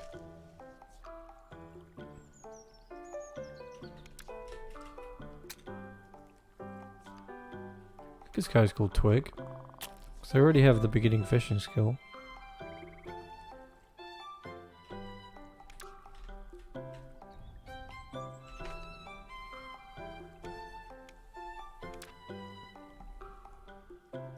Seek out Twig. I think this guy stood next to her Twig. Old Mother Hubbard found her, Jogan, Moon. I think this must be the gardener guy. But isn't that 1, 2, 3, 4? No, that is 5. Maybe I haven't found Marsh TYT. Never to pronounce that. Marsh Chit. Let me check the guy at the big greenhouse. I think that guy might have been Twig. If not, we gotta find Twig. And if that guy's Twig, why hasn't it counted?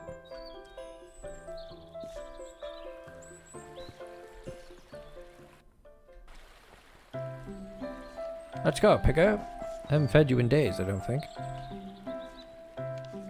Check out what happens if you give a pig a glassy apple. They become a balloon pig! Ah! I don't know why this happens, but it does.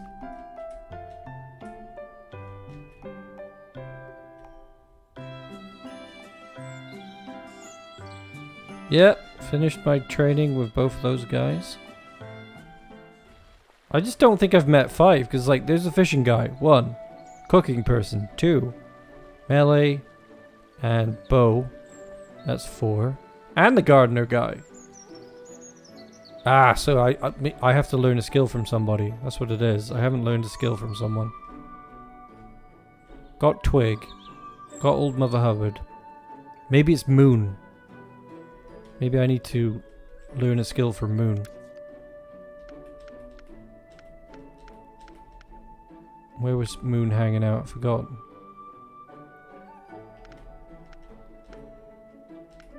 Moon was hanging out here at Downhill. The gassy pig.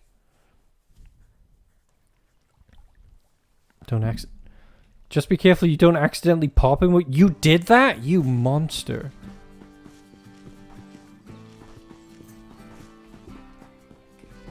I think I need to learn a skill.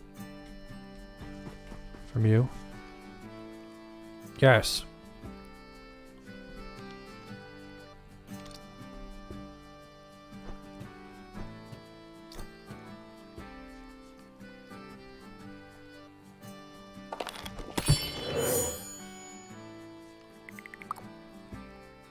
For a while I lived in a tree, but I kept falling out when I made powerful bow shots.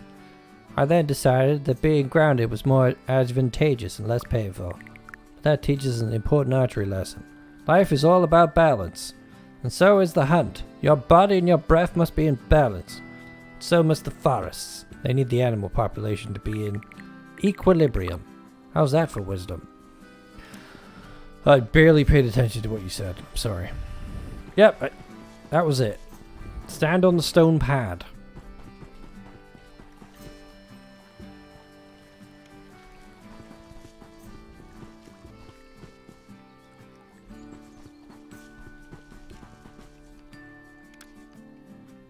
We need to go to the circle. I believe. Gently trotting on a pig that's facing the wrong way.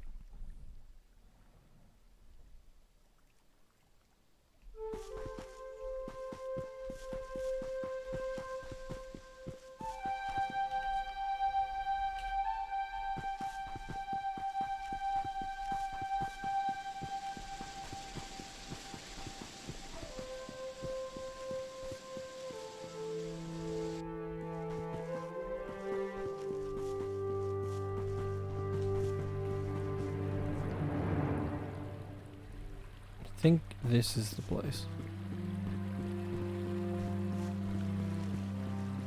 Off to see the masters.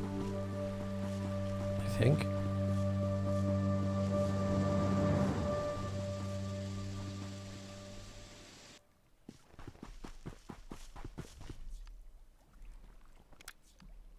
God damn it. I really don't like this map system. I want to see where I'm going. Find all the map stats. It won't be annoying. I promise.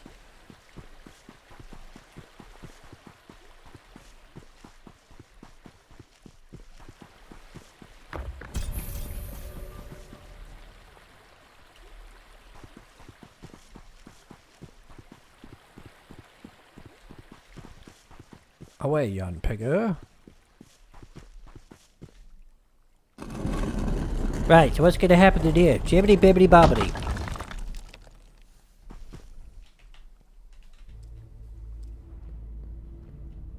What on earth is this weird place?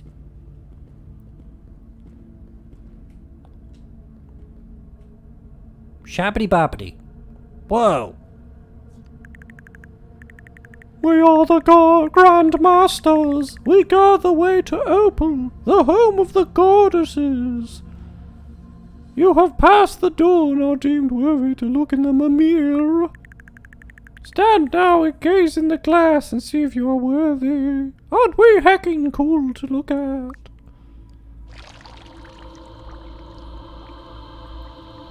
Oh, this suddenly got way different all of a sudden. What is this? You are not whom you seem. You have no mastery over anything. Yet the goddesses see more in you than anyone that has ever been here before. Do you like my voice? It's very, very masculine. This is the most unusual. Indeed, but the Mimir has spoken. You must still prove your oath, though, to eventually enter Opal. What the hell are you people talking about? I'm the right. I also sound like this. I was the one who forged the tools and weapons during the war with the Fae. When the agreement was signed, I sacrificed my life, so that my knowledge was bound between the two worlds and was never lost or misused. For my task for you is a long and difficult one. Like my cock. What? There exists an ancient treasure hidden in the darkest, deepest depths of tough wood. Tough wood. That spreads pure hatred throughout the land. Spreads pure legs. No mortal weapon can kill it, but one exists that you can pierce its heart. The Vorpal Sword! A sword sounds pretty sweet. I'll add it to my collection of power-ups. The blade was forged by my own hands long ago, but may only be wielded by one of pure legend. The sword was lost during the war, but I can give you the mold to forge a new one. I will gift you this mold if you can prove yourself such a legend. A legendary sword for a legendary wielder. To become a legend, you must raise your renown with us Grandmasters. Reputation gained will unlock renown levels, granting you gifts. Do you like my sweet ghost titties? They're great, aren't they? As a token of goodwill, take this lens. I made long ago. It may lead you to somewhere very special and useful. My bedroom. What in the fuck is this? Ah, lovely. ASMR, baby. Go now, become the legend you are destined to be. Win the sword and slay a Jabberwock. Jabberwock? What the hell? This is not an Alice in Wonderland thing, is it? Do this task for me, and you're one step closer to immortality and the prizes that lay within the palace of the goddess, Opal. This sounds fishy. The guy on the right didn't say anything. Let's go back in there. Hey guys. How goes your progress? I just wanted to say hi. Well, that was a lot of information. Raise your renown to neophyte. Ghost titties. Ghostly mommy milkers. That was a heck of a lot of information, Hamish. Apparently you are the chosen one. You need to get the Vorpal Sword to kill the Jabberwocky. Didn't they just nickel that off the guy that wrote Alice in Wonderland? I don't know. Become a legend. To complete the task for the right, You must build your reputation to reach your renown level. Gain reputation rep from owning a business. Yeah, like every hero. Interact with ledger. Blacksmith or apothecary. Enter any of the woods. Fight, making friends. Winning certain events. Completing tasks and favors. It's basically live. Gain rep. Do the thing.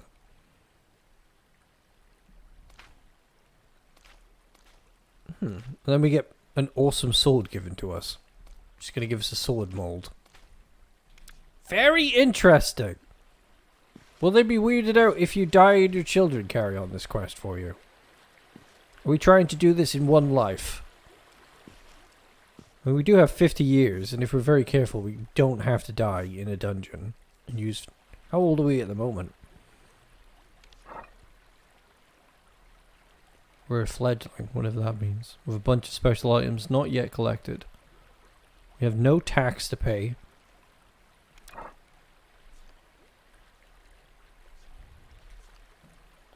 What's this information about who we are? Can we see that? Hamish is 18 years old. Spry. Temporary traits. Amtic? Poisonous? What's going on? Birthday on the 1st of spring? Home Willowdown Farm. Right, so basically we've been challenged with living in this game. Which of course is always a terrible challenge that none of us asked to do.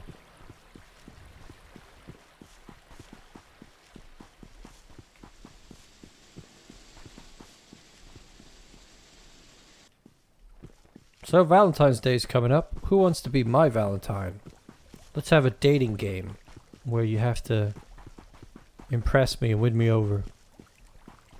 You have to be a feminine presenting person. Not interested in going out with any guy chads.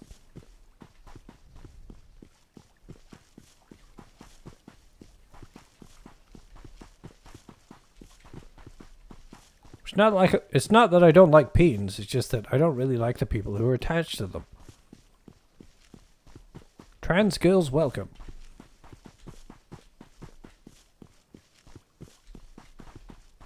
I'm lost in the wilderness and horny. Such is my life.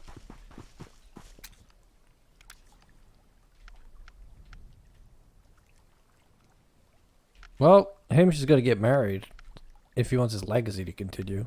But then again, you can just adopt somebody, steal the life of a hapless orphan and inhabit their body. Sounds like the Hamish thing to do.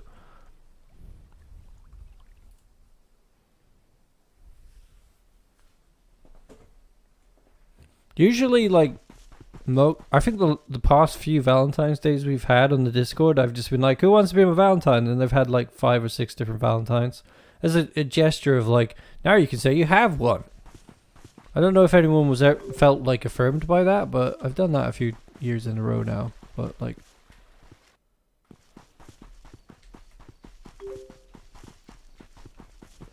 that's the way Valentine's Day should be. Just being kind to people and spreading love. Doesn't all have to be about epic romance.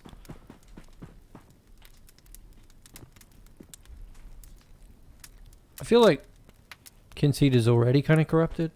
Like the way you're sort of cheating death with this weird rabbit guy is probably not cool.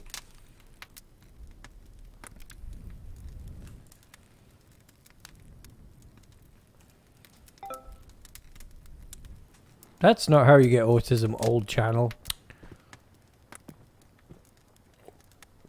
It's not a disease.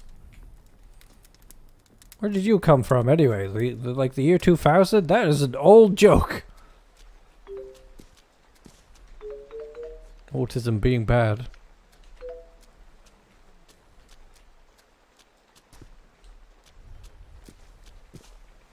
We used to host craft days leading up to Valentine's Day where we would all make Valentines for our friends and loved ones. I remember I really wanted a Valentine's one day and I came home and I had a... Oh dear. I had a letter in the mail. Steve, we gotta feed Steve. Here, have fishu.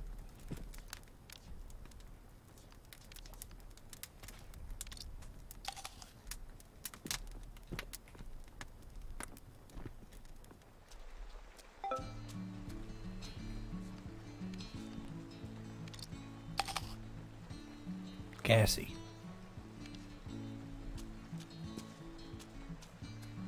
Grow some more stuff. We got more stuff to grow? Yeah. I can't actually go into Candlewitch because for whatever reason the song that plays in Candlewitch has randomly been unrightfully copyrighted by, well, not copyrighted, listed as a song by owned by somebody on YouTube, like some obscure video. People do this. Somehow get themselves copyright protected for a song they don't own so they can leech off videos. There's a couple of songs in Stardew that caused this to happen as well, but there's a specific song that basically meant I had to cut a large portion of the last VOD out that plays in the Candlewitch town. So, can't go there.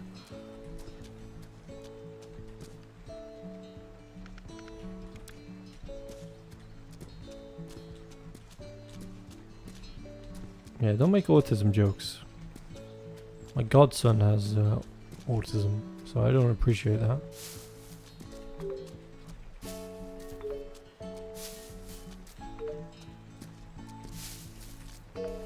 Well, being autistic is just a different way of being. That's all.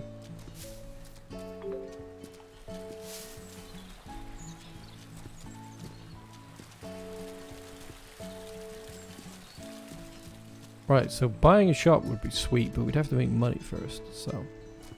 Pick a town to do some blacksmithery in. I like Copperpot. I wonder if I can do some stuff there.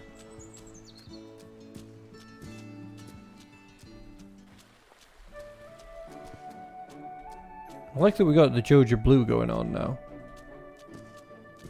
They could have done more with like armor and costumes in this though.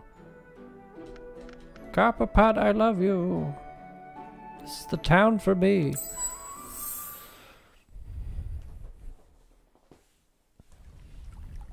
You can do me for Valentine's Day, Danielle. I'll spice things up. Gotta wear makeup though. You know the rules. This is a joke, by the way, everybody. I'm not hitting on my audience directly. It's a long-standing joke me and Danielle have where we harass one another. It's not exactly consensual, but it is, like, there is a history of it. Avoiding you like the plague. This guy hates us, and I don't know why. Oh, I can see what it is. This guy just hates Hamish. I mean, I can't. Maybe they've heard of Hamish. Like, this guy hates him as well. Why do they all hate him? What do we do to the people in this town?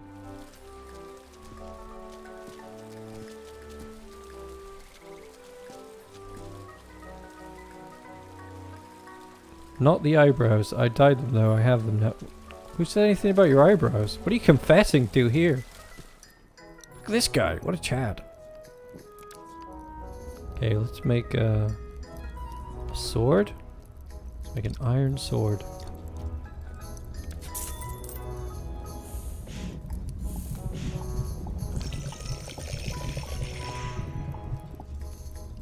I've gotten a lot better at this.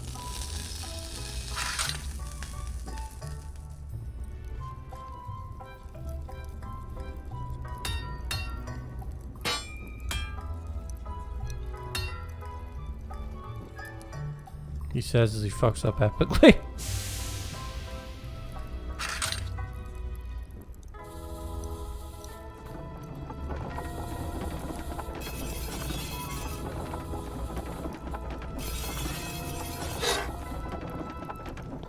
Does anyone else run an OnlyFans? Have they had any trouble verifying? Because it seems to be a pain in the ass to get it verified. Very cryptic about what you're doing wrong.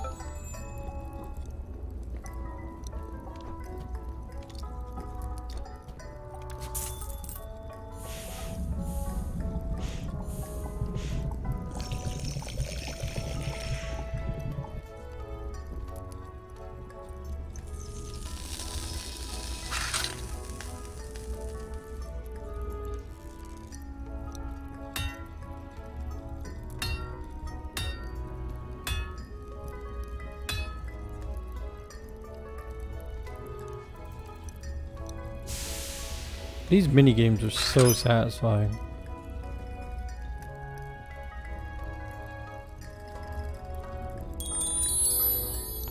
Four star, pretty good.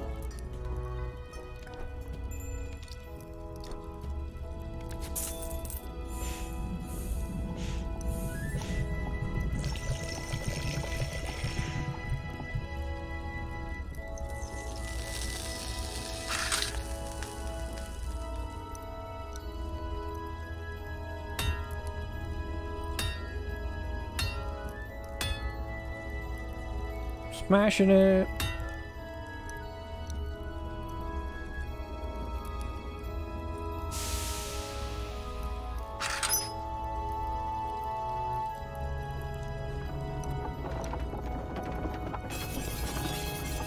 Oh, so satisfying. I think I missed a bit there.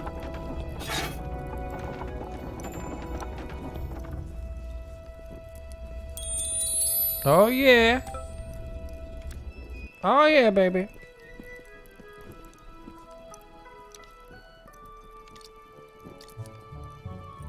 Oh, doesn't sell for much.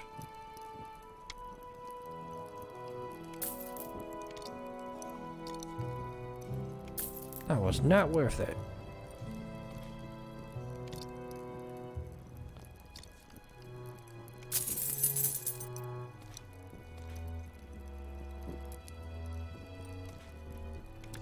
Oh, we didn't make much money at all from that. God damn it.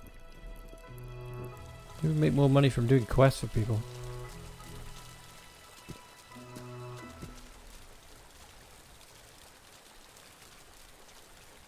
Yeah, that's the weird thing about it. It's like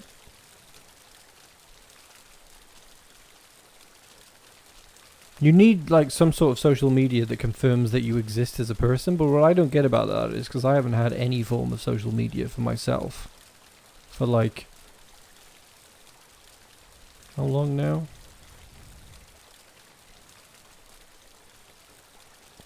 About going on 9 years now. I haven't had any personal social media.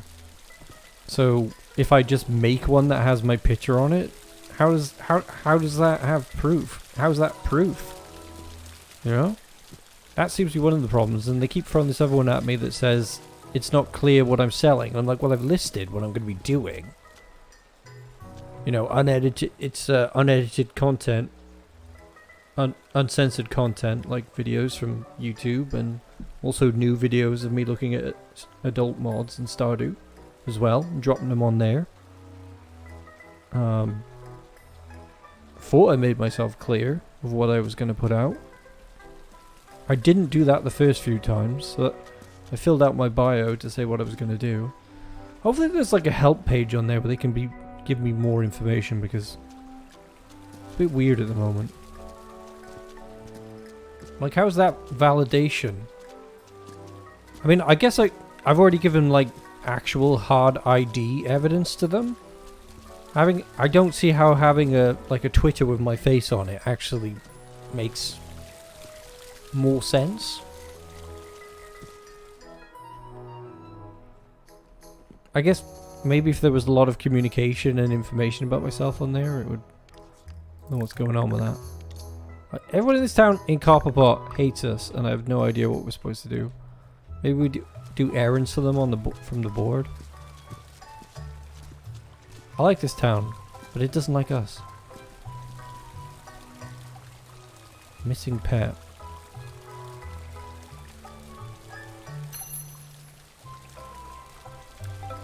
Ah, so this is a good thing we can do.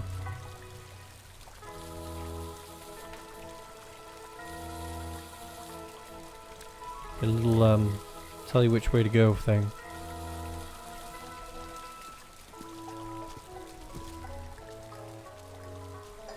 It's going to be a lot of uncensored content from the channel, and also like artwork of the characters, but also like some adult stuff from myself as well. I know you can talk about OnlyFans on YouTube, you're just not allowed to link to it or provide links to it.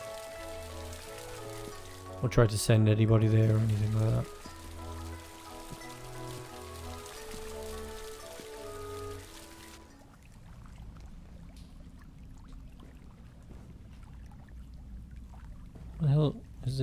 a bit more mining in here.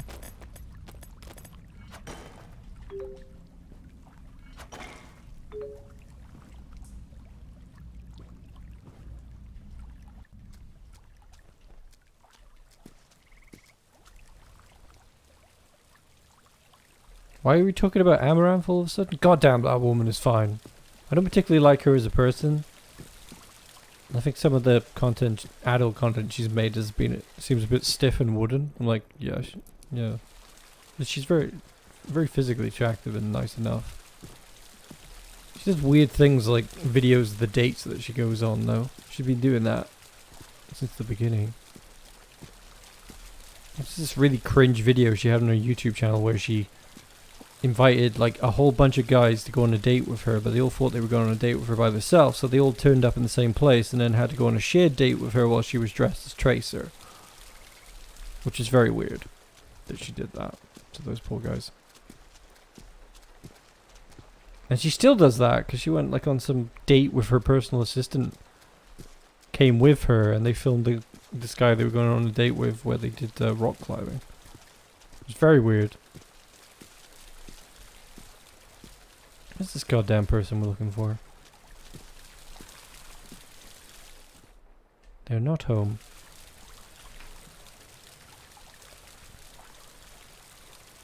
I don't remember who this quest was for either. Gauge Maker.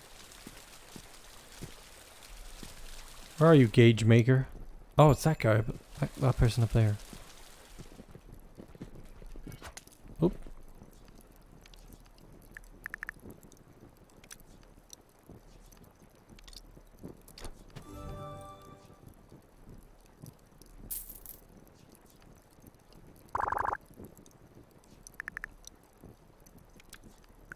See, this person doesn't like us either.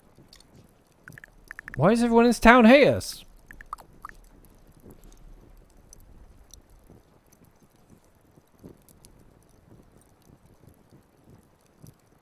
How could you make sure somebody's safe just because they have a Twitter with their face on it? You know? Like, if anything, in my case, they should be saying, okay, you're saying you're this guy who runs a YouTube channel. Can you show us proof of your partnership agreement with your name on it? Would make more sense in my case than a random Twitter account with my face on it.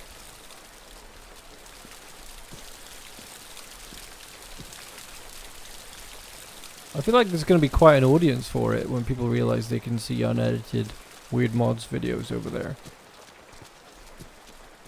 As well as, you know, my eggplant. Which more and more every day I realize. So recently I bought an adult toy. A large, let's say, member. And I put it side by side with myself and went, holy fuck. I'm almost as big as this. Why am I so naive? And didn't know I had a massive honking dong my whole life. Look at them. They look alike. Are they siblings? Nice to see. Why does everyone hate me in this town? Is this town just cursed or something? It is always raining here.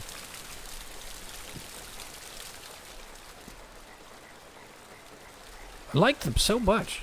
All the people in this town have so much character. It's always this way with me. I always like people that don't like me. 2,000 to buy solid metal gear.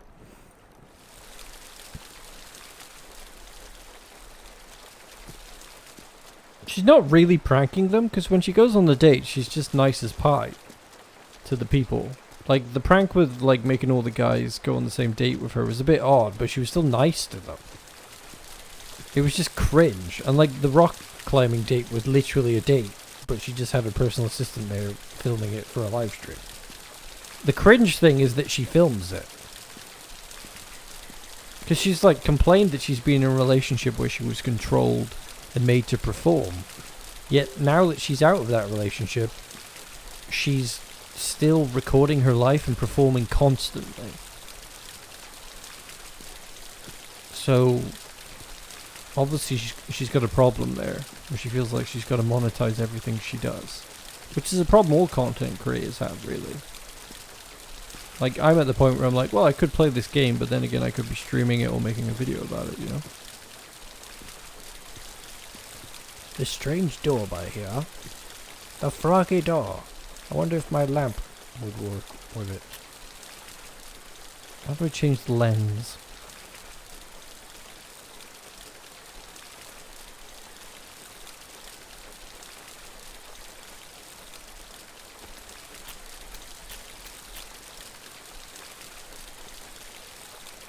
Maybe I don't need to change the lens. Maybe it's just more powerful now.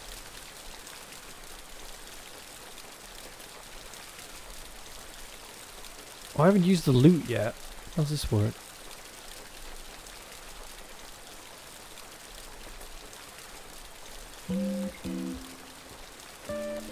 Oh, sweet!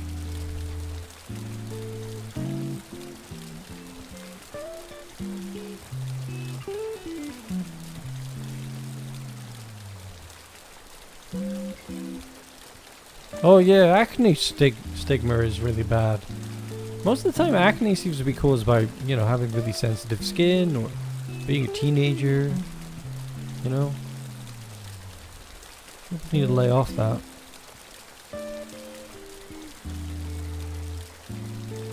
Funky, funky beats in the rain. Can you earn money playing the lute, I wonder? Just become a bard. Live a bard's life. Yet again, I am soaked in the fucking rain, Turin, while riding a pig. You have no idea how much this hurts. My sack is soaked, and I am red raw. Get me the fuck out of here. Okay. Once again, we are lost in the exact same location where this happened last time. Stop doing this to me.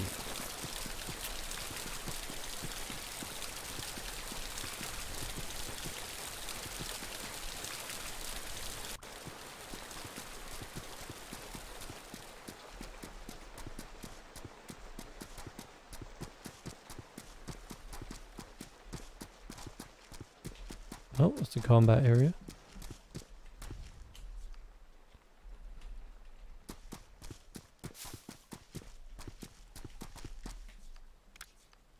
Let's go home, baby, home. To the place we call home.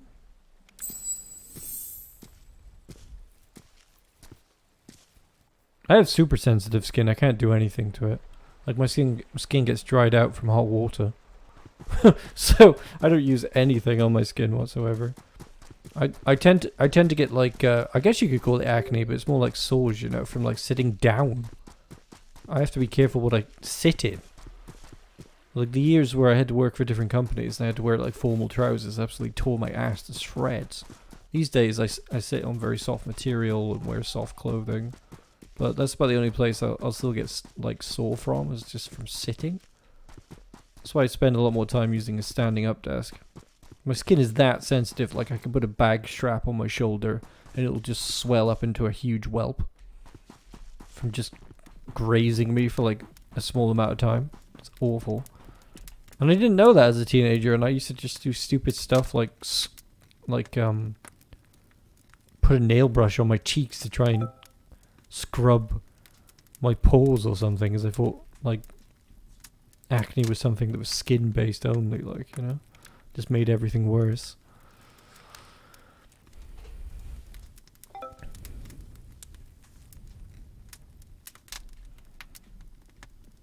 Imagine putting a nail brush on your cheeks and like scratching away, like insanity. Like. That's what it was like back when the internet was new. Everyone was way dumber. What's this? If you're finding your mind all dizzy, here's some. Own a good store, visit an event, take a dog and shovel with you to dig up items. Oh, I haven't done that. Collect books and insects, raise your reputation in any shop you own. Oh.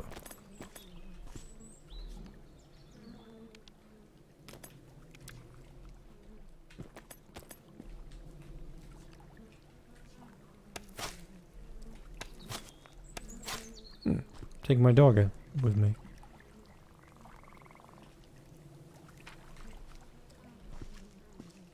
Yon doggo. Come along, sausage.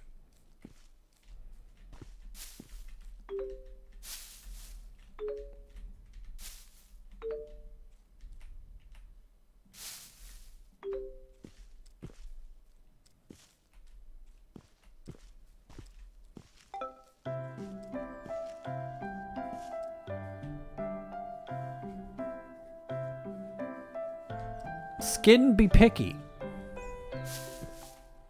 There's just no one way to be.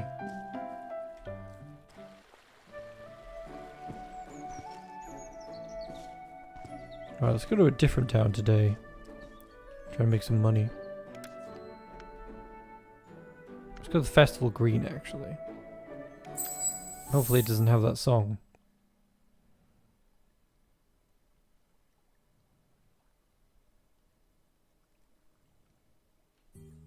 No, it doesn't have the song.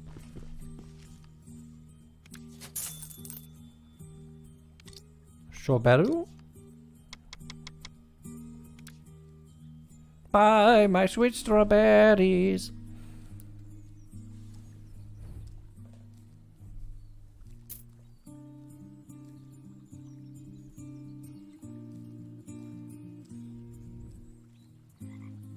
I don't think we're gonna get rich off strawberries. We might, there's some people coming. Buy your strawberries here. It'll get you all the bitches.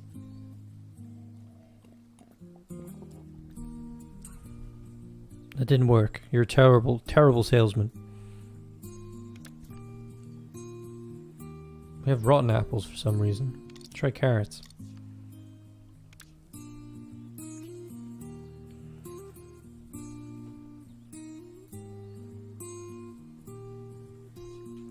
Well, that failed spectacularly.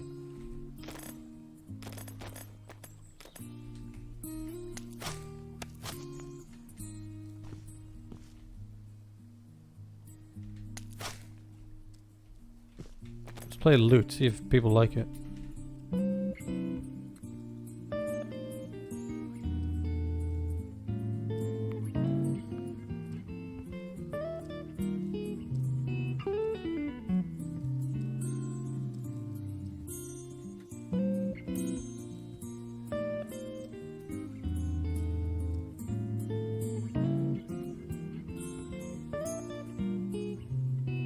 Is this doing something?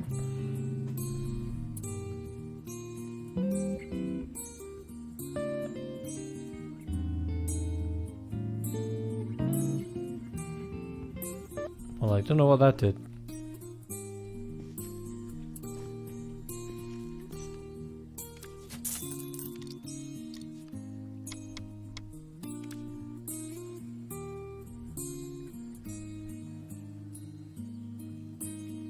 Someone buy my carrots.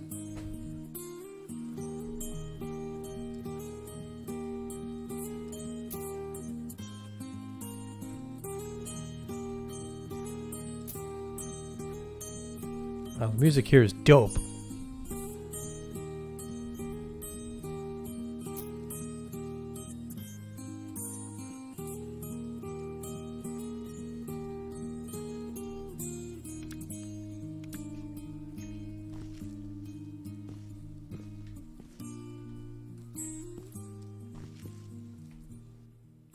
I haven't seen too many ways to make money yet, so I'm a bit confused. How you do make money. Like, I know you can sell blacksmith stuff. Oh no, this is the, oh no, this is the copyright song. We have to get out of here. No.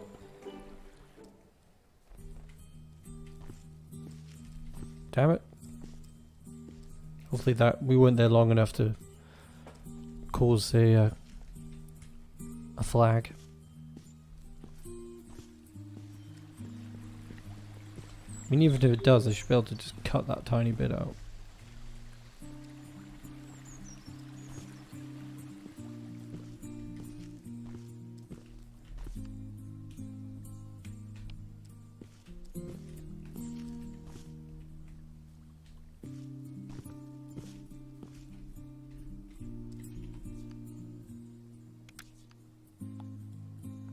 Cuckoo wood. Haha. Poppy Hill. Oh, that. How long were we in town then with the music playing? What was it? Less than 30 seconds? Guarantee that'll be just a few seconds. It'll be enough to be like, that's my song. So it's not your song.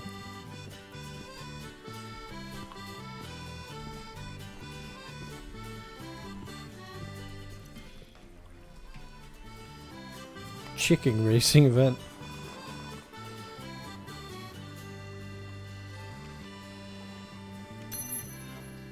I want a strange flower. I think I have one of those.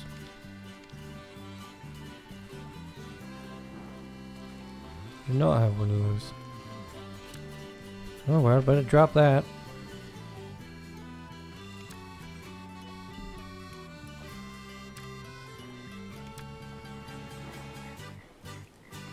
I've dropped one. Ivyweed lost a Nida effigy in Rivermore.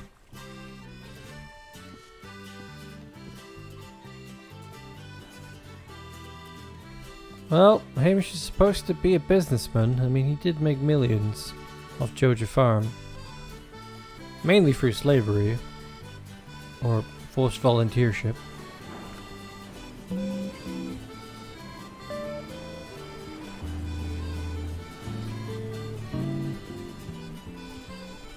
Nobody seems to care about the loot.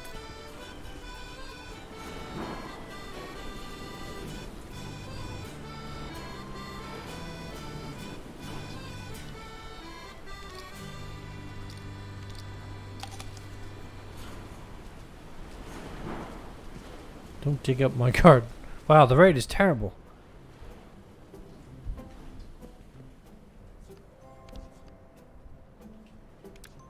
Try making some medicine. I don't know if we can sell it. Illusion. Cures apathy.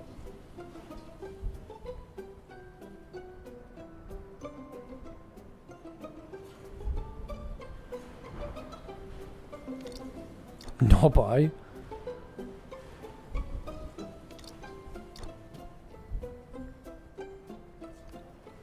Oh, this is very satisfying and odd at the same time. Yeah.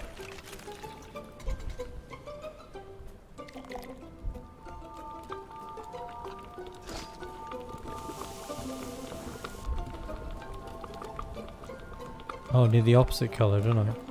So it works.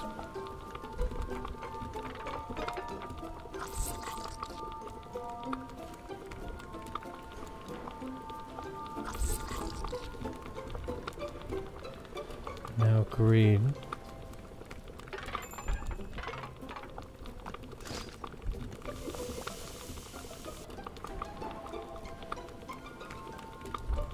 Now red.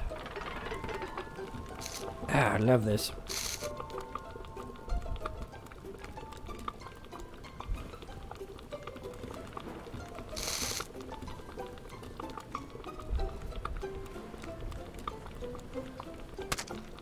And no buy. I'm over here. Tom Fallion has been a member for 22 months in a row. Got pure iridium. It's been 2 very gay years.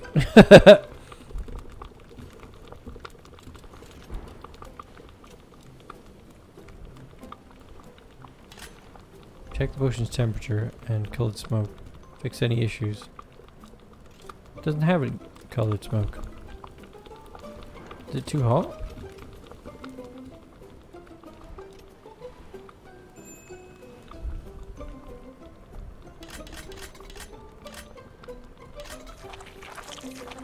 Eh.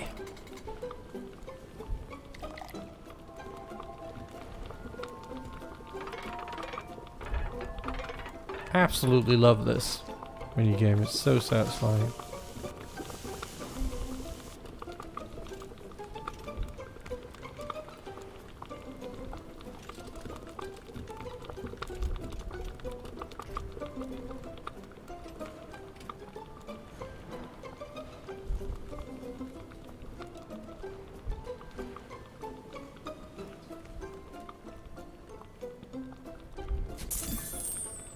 What the I don't know what I did wrong.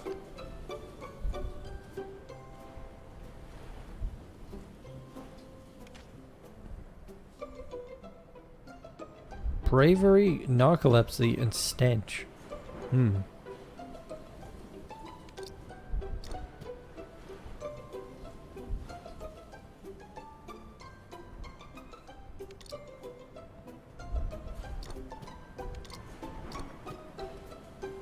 Making a cream this time.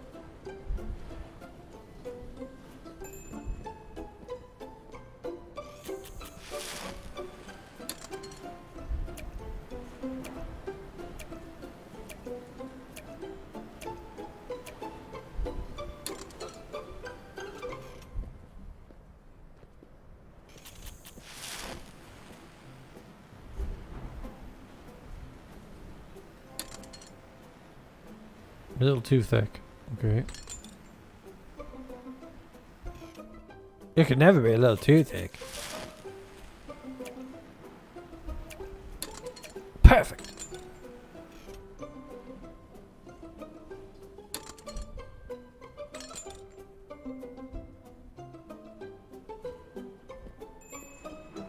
Now what? Am I done? No.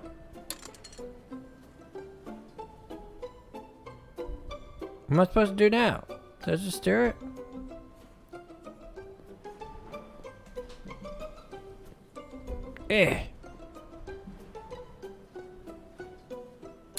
Perhaps I need more of this.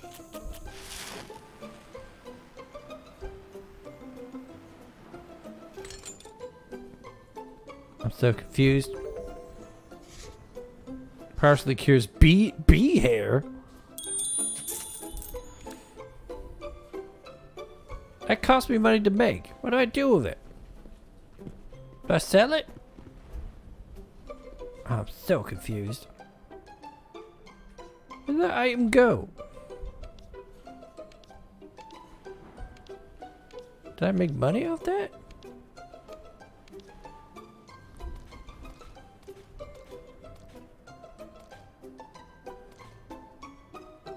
I have to fill it all the... Oh, right. What do I do with that? How do I make money off? Would I just hire the apothecary equipment? Oh, what is this? That one. And that one. Yeah. That one. I have no idea what I'm doing.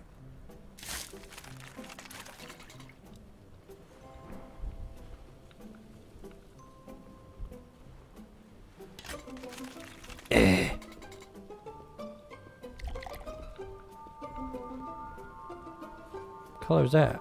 Orange? So we need blue.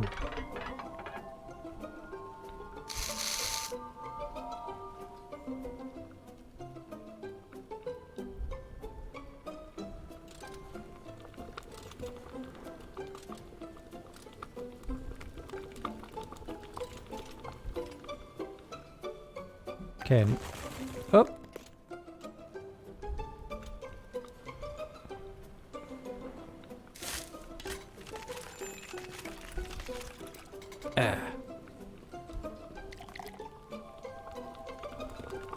Was that red?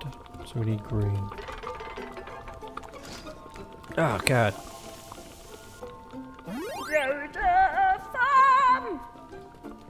22 months become 2 years. I don't know. Find it out in the comments. Drag me into this. Now, this reminds me, I want to try out Potion Permit. I think that's the name of the game. That looks really good. I want to try that out. Might try that one out next. Although I do want to get back into Sandrock as soon as possible. Are we doing this one now?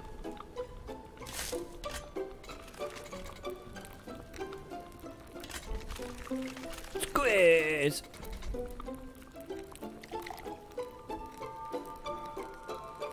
Yellow.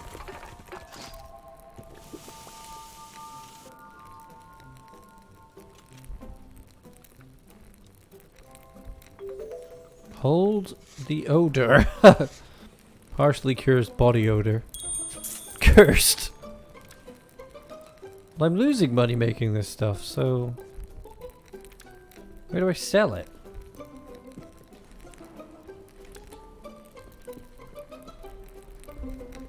And it's not. Where does it go after you've created it, Axis? It doesn't seem to be usable anywhere. I don't know how you make money off that.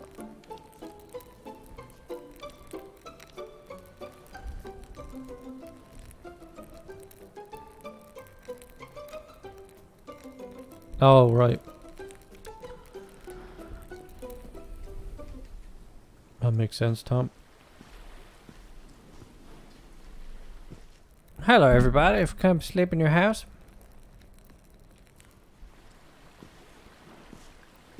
So, you must somehow make enough money to buy a shop, run the shop, woo somebody, help people out, beat monsters up, and that's kind of the name of the game. I like this person. Hammer Hammer.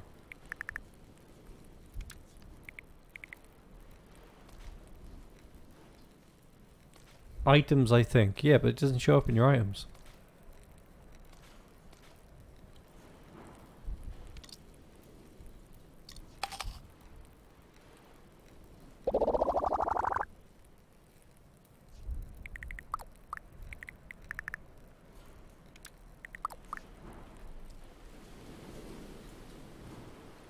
Items, apothecary tab, you sell to the general store. Oh, okay.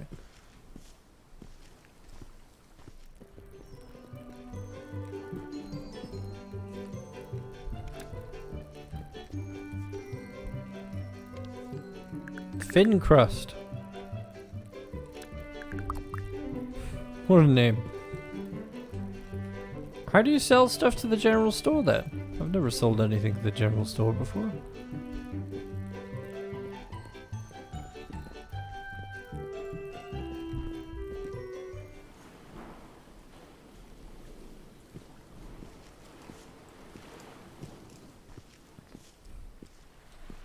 See any tabs in there? Let's try that tomorrow. Top left of the store there is a cupboard.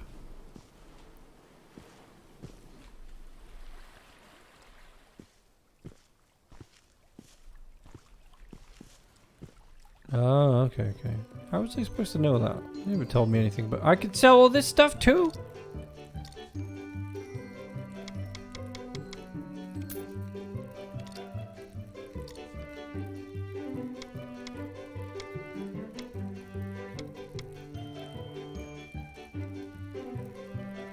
I bankrupted the store, apparently.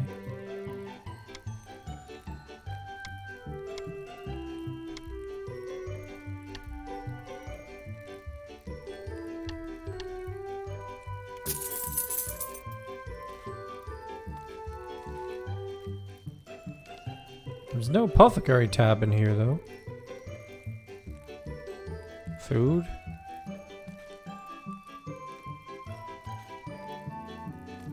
Yeah.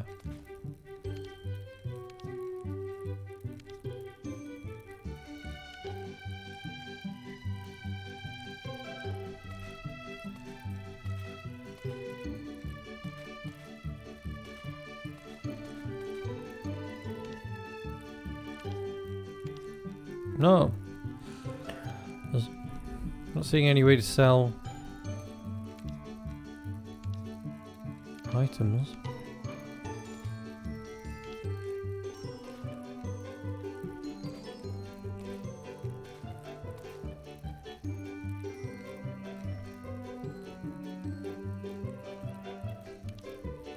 Ah, okay. This menu is not the clearest. Ah, here they are. Ah, okay, so we can sell everything to... That's a much easier way of making money. Thanks, Axis. Big help. Where would we be without Hexus, who actually plays games and pays attention to how they work? I do that sometimes.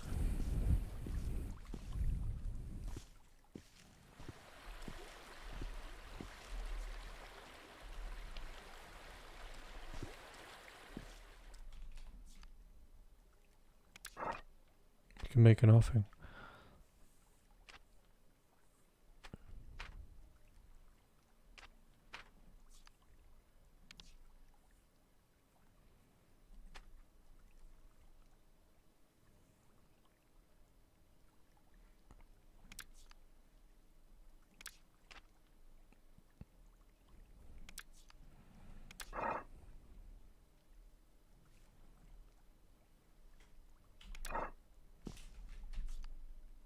I don't have any apples? Say there's Sojo! How will I get home?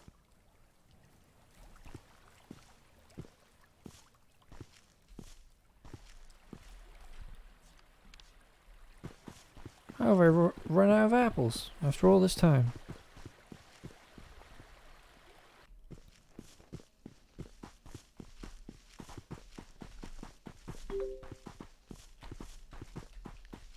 The journey home.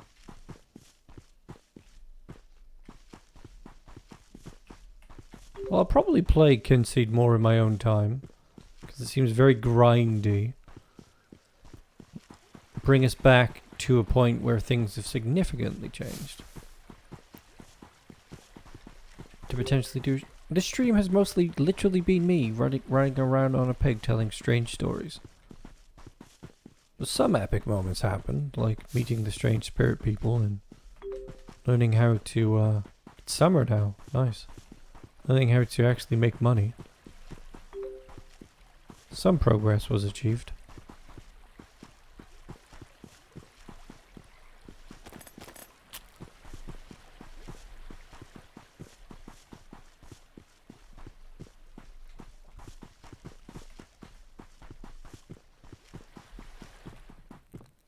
Hello, sleeping brothers. I mean, you probably have your cat running with you as well. You have a full animal squad.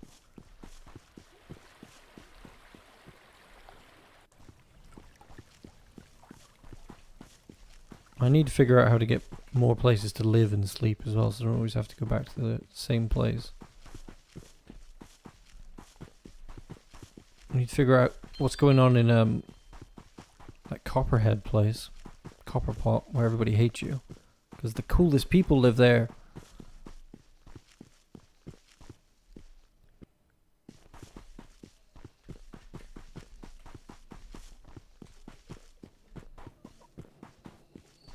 Kynseed is really opening up. There's a lot of stuff to do.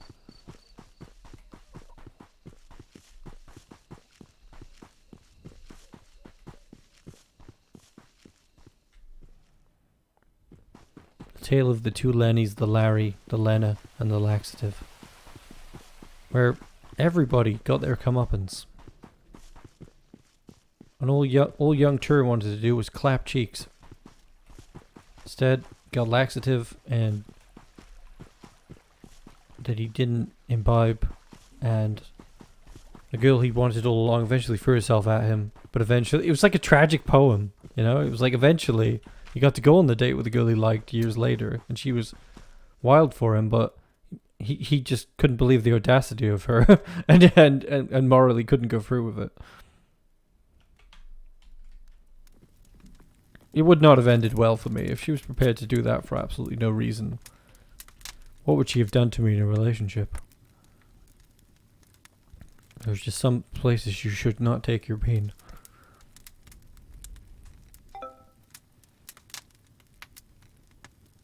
Oh, you can get magical creatures and sheep. There's a hell of a lot of stuff to do in this game, then.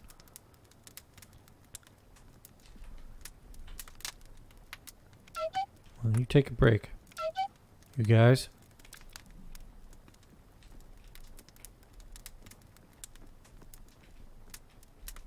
I have not cooked anything other than blueberry jam because I haven't come across a lot of ingredients like... What was supposed to be the simplest thing to make?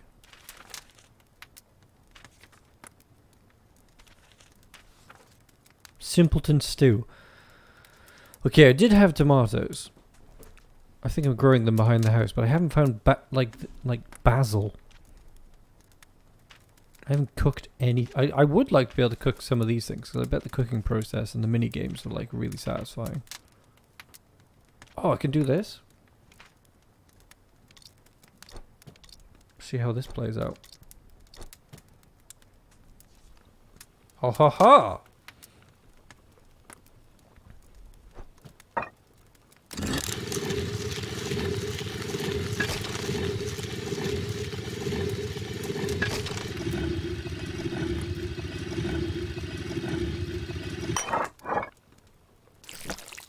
Interesting.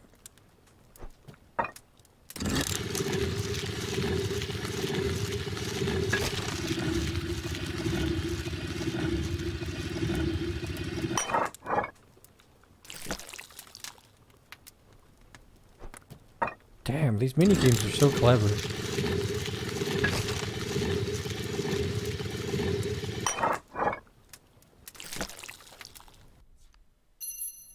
Cooking failed.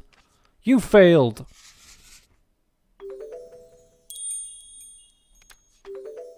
Sleep resist. Sleep is not an option with this concoction.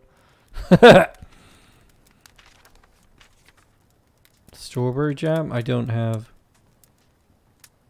Go to Twanging Gardens. There are boxes with herbs in them. Just the left of the leftmost beehive. Oh, okay. You seem like you might have become very obsessed with this game, Hexus. Have you hyperfixated on this game?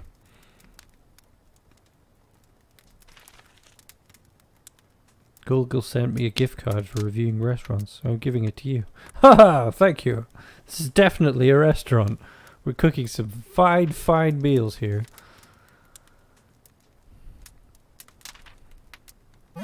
Cause you know this love in the middle of the night, in the middle of the night. Just call my name. I'm yours to tame in the Elden Ring. Yeah. Well, you're very useful for helping out with streams. I'll come to you if I can't figure anything out in future. So it's useful.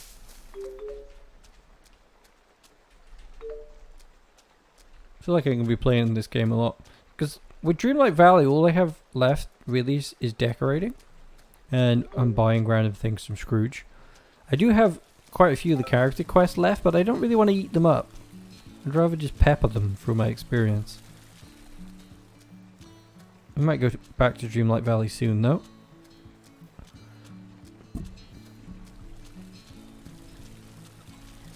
We got Stardew Valley tomorrow.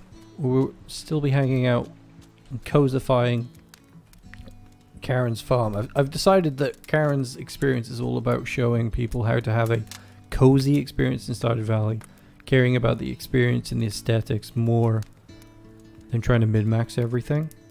Like, I don't even really want to upgrade her house from the cottage. I want to kind of just work on having a really nice tiny house.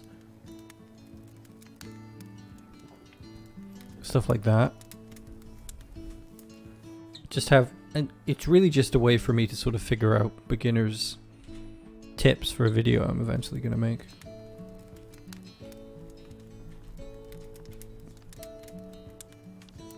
Sausage, would you like a gooseberry? Sausage and Steve.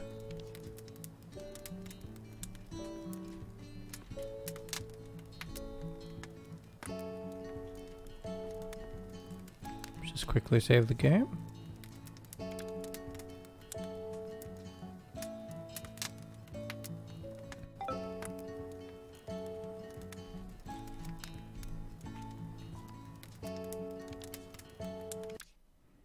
There was much fun to be had with this game.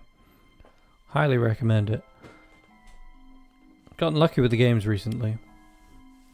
Might well be looking at a game called Wandering Sword, which has this beautiful pixel aesthetic in the future as well. Be talking to a company about that, or a PR representing the company. Next week might be Sandrock. I know the Sandrock multiplayer is due to come out soon, so might be streaming Sandrock multiplayer, or Sandrock in general. We'll focus on Sandrock for a while and then eventually go back to Dreamlight. Hopefully that will coincide with a Dreamlight update.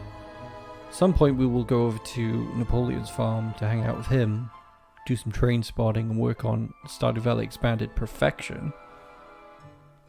Because I've never done haven't done perfection with Stardew Valley Expanded before now.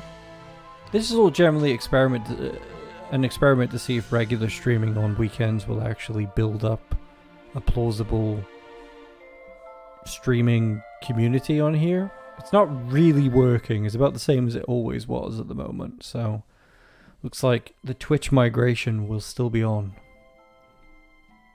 But the way that we do streams on the channel, I really like it. You know, with this whole sort of Turin VTuber setup and all the characters and whatnot. So we'll still have live streams over here.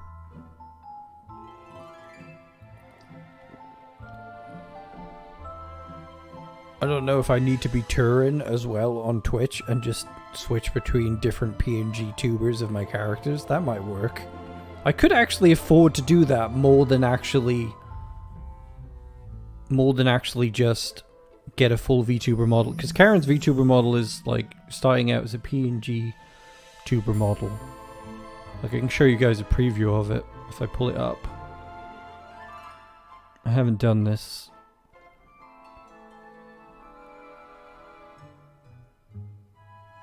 Preemptively, so I'll just could get one each of every one of them and just then when I'm playing a game as them or I feel like playing as them switch between them rather than it just being Karen all the time and then eventually build up enough money to actually have a full working one for one of them rather than it just being Karen all the time. But I don't know. Have to have a think about it.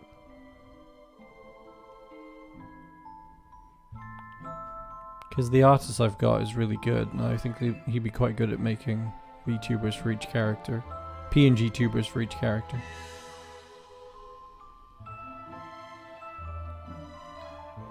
Have a think about that.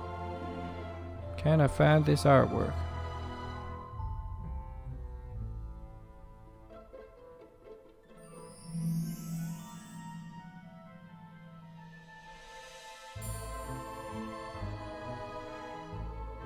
There she is. Little preview of what she's going to look like. Mommy Karen. She'll be like this. Obviously she'll have the top of her head as well. She'll be blinking and her mouth will... The portrait will change to open her mouth when I... like kind of a push to talk thing, like it'll react. So it won't be in full motion because it's a PNG VTuber to begin with. So I might roll with that. But then again, I could get one for each of my characters. I don't know if it quite works in this style though, because I deliberately wanted this style for Karen. Well, it won't have PNG, you know, like a picture. She won't have any physical fluid movement or be able to move her body at all. She'll just be blinking. Kind of like what I'm doing right now, except when I speak, the portrait will change to like an open mouth. It's a vastly cheaper way to do VTubing. Which is basically what I'm doing now, just minus the open the mouth react to speech portrait. But I wanted quite a different style for Karen. She's going to get paler as well, so I want her a bit paler before she's finished. But the brand was going to be Karen all the time on Twitch. But now I'm thinking, do I want one for each character? Switch between them. That could get too confusing if I'm like VTubing 4 different characters though. It would make more sense if I just went between Turin and her. The only reason I'm not too confident about being Karen all the time is I know I can't do her voice all the time. Like, I'm getting better at it, but it's a pretty difficult voice to do all the time. So I'll spend most of the time not sounding like that anyway, so... I would literally have to take on the identity of Karen on Twitch. Become Karen. Hello everyone, I'm Karen. Sometimes I sound like this. And sometimes I sound like this. But all the time I have yiddies. Big yiddies. I'm gonna ask the artist if they could do a topless version of this with a thong. Like a full body version that I can like show off on OnlyFans or something. She'll have jiggle basically when I pay, this is like the blueprint of what the fully working VTuber model would be. When it's finished, she will be able to move everything. She will have jiggle physics. Her hair will move, her arms will move, everything will move. The finished version will, but the PNG VTuber is a static one you can start off with. I'll have a think about it, but I definitely need to go to Twitch because I really like live streaming. I just don't really have the zest that I've never chased the algorithm on YouTube. I don't have it in me to try and make an algorithm winning video every week. Like I did that for like a year and a half straight and burnt myself out really bad. And I look back on those videos and it was really good fun. But trying to do that to the extent where you make enough money from that to make a living, I think it's always going to be a side hustle for me maintaining the channel. There's nothing wrong with that because obviously I have different forms of income aside from YouTube. But I would like something in this vein to take over. So if I really push with Twitch, then Twitch could become the thing I do regularly. But I love the channel, so I'll always add to it, regardless of what money I make from it. I'm so proud of the channel. I love all the fact that I made all these characters, and I feel like I'm not getting the full story of people's experiences with the channel, because like sometimes people tell me things and I'm really surprised. Like I'm sure it was Tom and someone else who said, I've made a farm where I played as a fisherman called Napoleon. And I'm like, this is the shit I don't hear about, because I look at all my characters on the banner and I'm like so proud that I made them exist, but I feel like I'm not hearing everyone's actual experiences with the channel. Like it's actually quite an isolated thing. Like I forget, like I'm just out in the world and I forget that I even like have these characters sometimes. It would be nice to hear more about what people think about their experiences with the channel, aside from people just commenting, what the fuck bro, in the comment sections.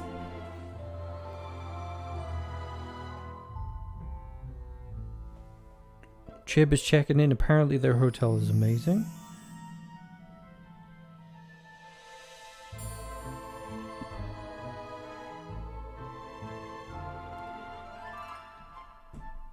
Twitch, just think, when you go to Twitch, you're there for streaming. You're not necessarily here on YouTube for streaming, so I can't really be mad at you if you don't attend every stream. But like, what else are you going to do on Twitch except attend a stream and support a community? You know what I mean? YouTube is like, well, I watch the videos and sometimes I'll pop in for the YouTube videos. It's not like I started this as a streaming thing from day one, you know?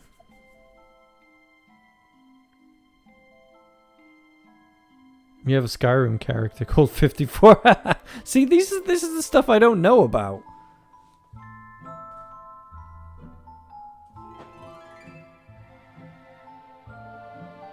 You made a Jojo S for Eve. I'm playing as...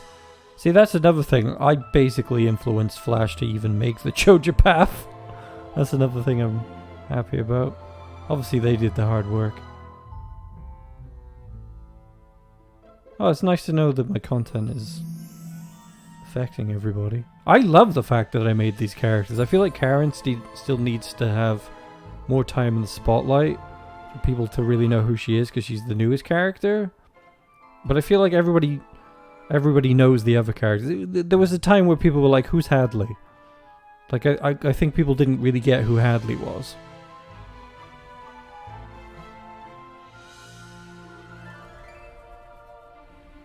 We'll grow the story through more edited videos when I can feel like doing them.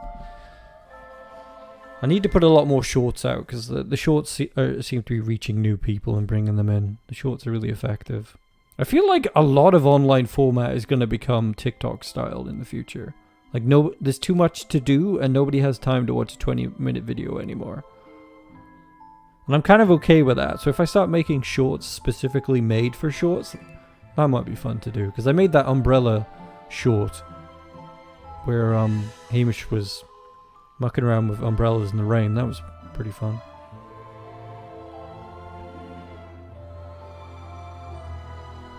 You're gonna make a Napoleon that fights with a fish. It's really fun to play games as my characters now.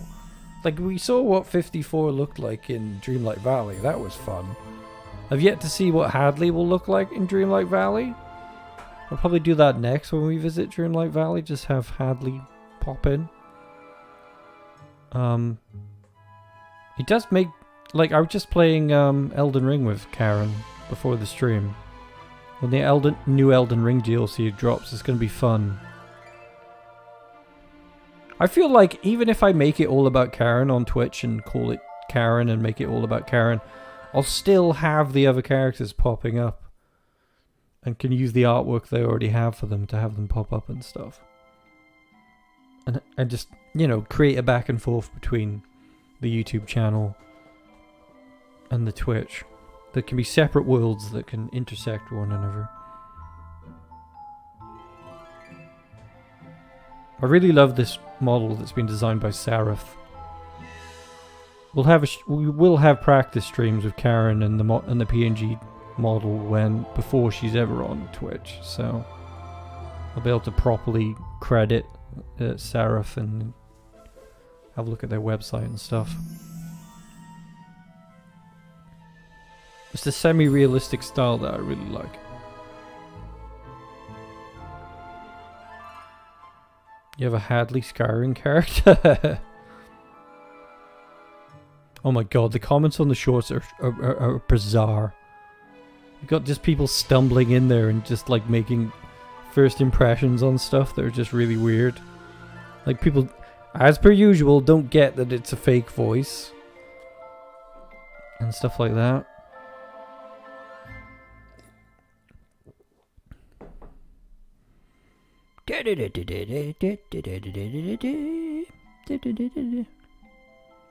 I talk a lot about business when I do these streams. I'm like, oh, the YouTube, the Twitch, and like talking shop a lot with you guys. I should really focus on being entertaining more than just talking about I want the Twitch to work, I want the YouTube to work.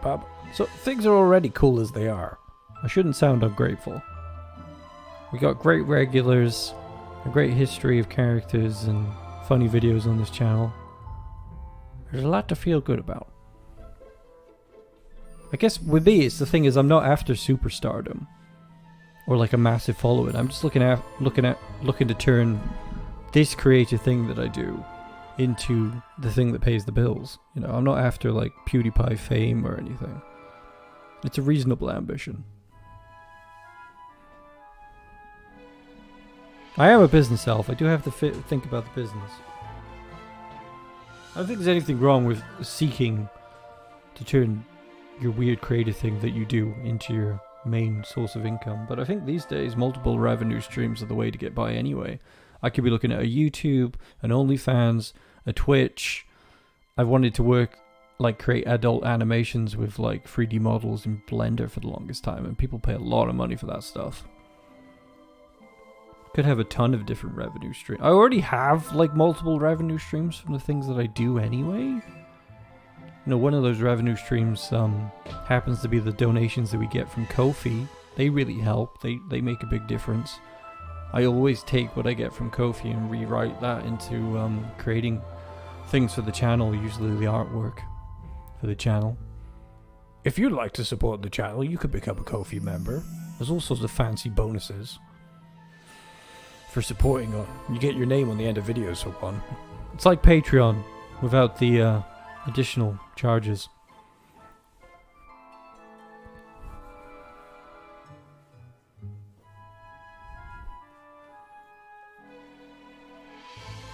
"54 has killed dragons with his fishing rod?"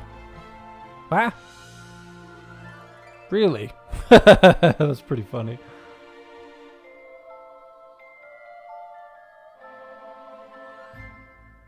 I think when you're a smaller YouTuber, you got to kind of hustle and figure out the formula. When you're big, you kind of just exist and people... This is what baffles me about the process. When you're a big streamer, a big YouTuber or whatever, people throw money at you just to get your attention, you know?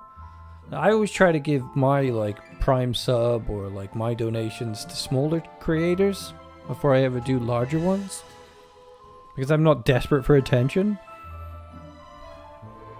That's a weird thing about how it goes down. You get the most money at the point when you don't really need it anymore.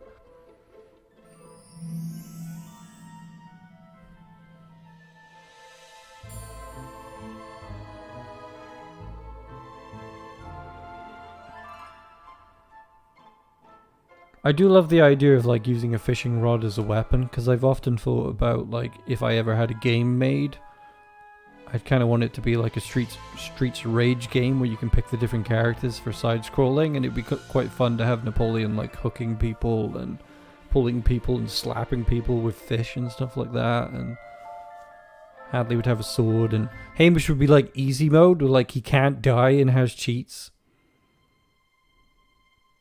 You can just play through the game and just nothing can harm you. Now that we got Karen, of course, she'd be in the mix, like punching the hell out of people, maybe slicing people up with mantis blades, like from Cyberpunk, and also using like guns from Cyberpunk as well, I guess.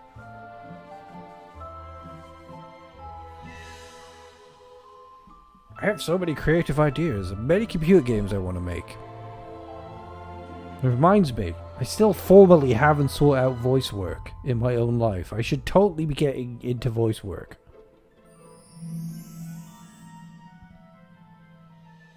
Chib has sent me a video from their hotel in Chicago. Chicago! She's in the big windy city. They are in the big windy city. It looks freaking awesome.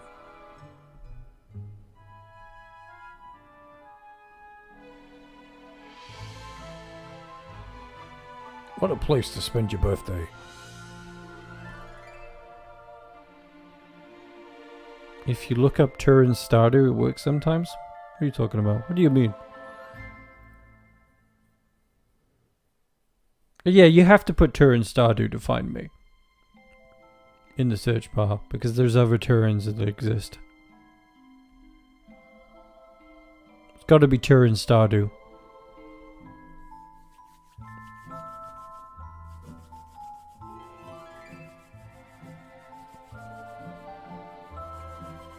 I played the recent Streets of Rage game, like Streets of Rage 4, and it really took me back. I would definitely make a beat 'em up like that, because it'd be quite linear and contained, as opposed to trying to make a big game around the characters. And you can also throw in the narrative, the meta narrative of them, and like, we finally got our own game.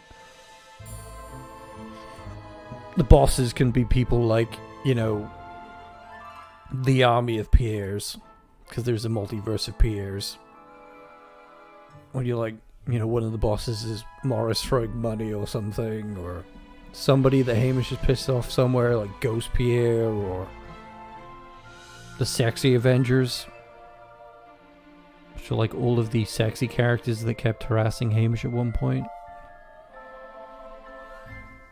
Bad Penny could show up. Just constant references from the history of the channel would slip very easily into a side-scroller beat 'em up.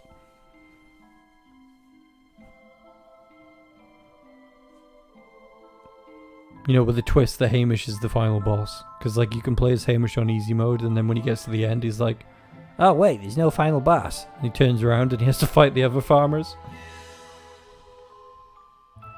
Except now he's a boss and he can be beaten because he's got a health bar. You imagine that? The last... you play as Hamish, the last boss fight, you have to be the boss. And you get beaten by the other farmers or something.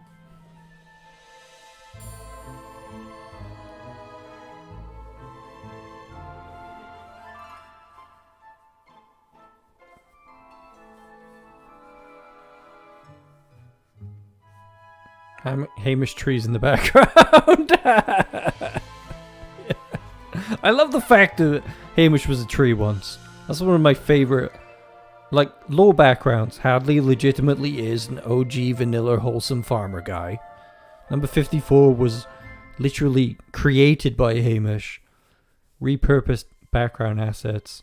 He sort of basically spawned in farmers himself.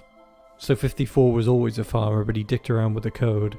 And we all know about his tragic story of being forced to sleep with everybody in the cringiest ways possible until he escaped servitude. And how he has those former employee friends who hang around his farm sometimes. And if Hamish, of course, is the 30-year-old, well, basically the 30-year-old former Sonic 2 tree who's been a parasite and lived in every game imaginable, going turbo from every game possible. And Karen, of course, was born in Cyberpunk, the buggiest nightmare of a game imaginable, and has lived through that trauma. Only to be stuffed into Elden Ring and have an incredibly wild and brutal adventure. Thankfully, she is in wholesome games now. They've all got really good stories that are still growing.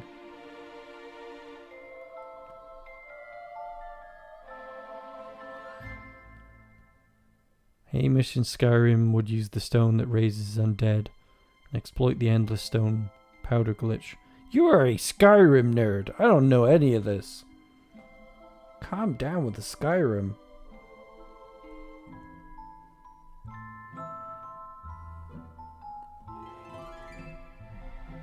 I don't think I got anything else to show you guys at the moment. We've got Karen emojis in the works from Pop. We've got this PNG tuber for Karen. So at some point Karen's just going to get a whole souped up Twitch setup going on over there. And you'll see me just going, I'm going on Twitch constantly over here. Stream less over here, but it'll be quality, you know. We'll always come back for Stardew Valley Expanded stuff, Haunted Chocolatier, and special streams. I really like the aesthetic that I have going on YouTube with the different characters, starting soon screens and jumping between the different games that they're playing. It works really well on the channel, but I also feel it works very well in the edited videos. But I think if it's Karen all the time on Twitch, it might work. I don't know if I just need to copy the same thing I'm doing over here onto there. Although it works over here because we have the backstory already established on the channel, but on Twitch, if you ran into that, you'd be very confused. It'd be a lot easier just to be like, this is Karen, a Cyberpunk character, playing games. And then you'd learn the complicated backstory of the YouTube channel after that, if you could fit it in and you cared enough.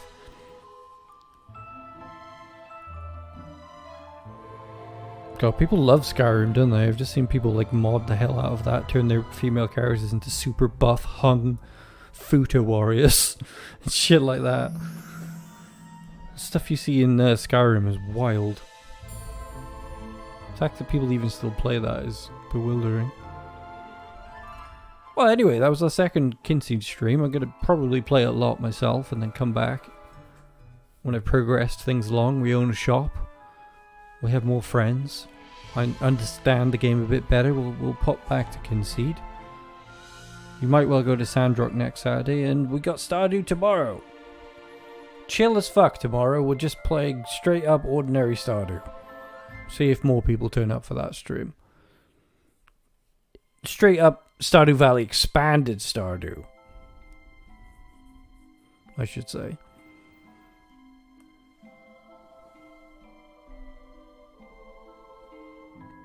Yeah, we are gonna be fucking around with Cyberpunk like crazy. I'm gonna be trying out every mod imaginable. We'll do a fresh playthrough with Karen. We'll play some of Hadley's playthrough.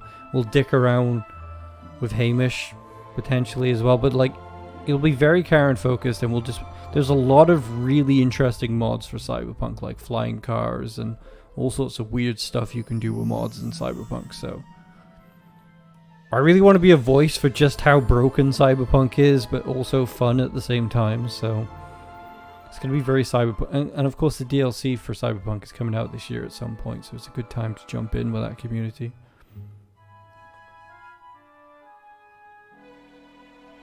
I don't know if I'll play any Stardew. I probably won't play any Stardew on Twitch.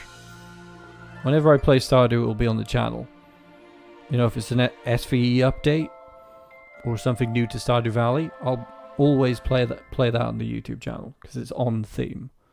The only thing I would double up is I'd probably do a playthrough with Hamish in Haunted Chocolatier on this channel, and then I'd probably go and play Haunted Chocolatier as Karen on the Twitch. But pretty much keep Stardew over here. You know, I have streamed Stardew on there before, so I wouldn't say never.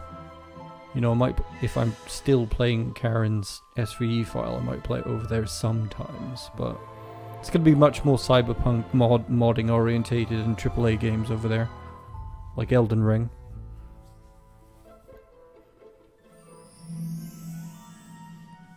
Alright, good night. Hopefully I'll see you all tomorrow with some fun times in SVE. And hopefully I'll get some shorts out for you all soon, and hopefully the OnlyFans will be up soon if I can figure out how to freaking validate it. I want to drop the Honey Bachelors videos over there, which I can't put on YouTube because of a copyright snafu with a thumbnail from way back when. I want to put the Honey Bachelors up there so people can have a place to see those. I've got a bunch of other uncensored YouTube videos and things as well. But yeah, enjoy the rest of your Saturday if you've got some Saturday left, and I'll see you on Sunday if you want to chill out with some Stardew.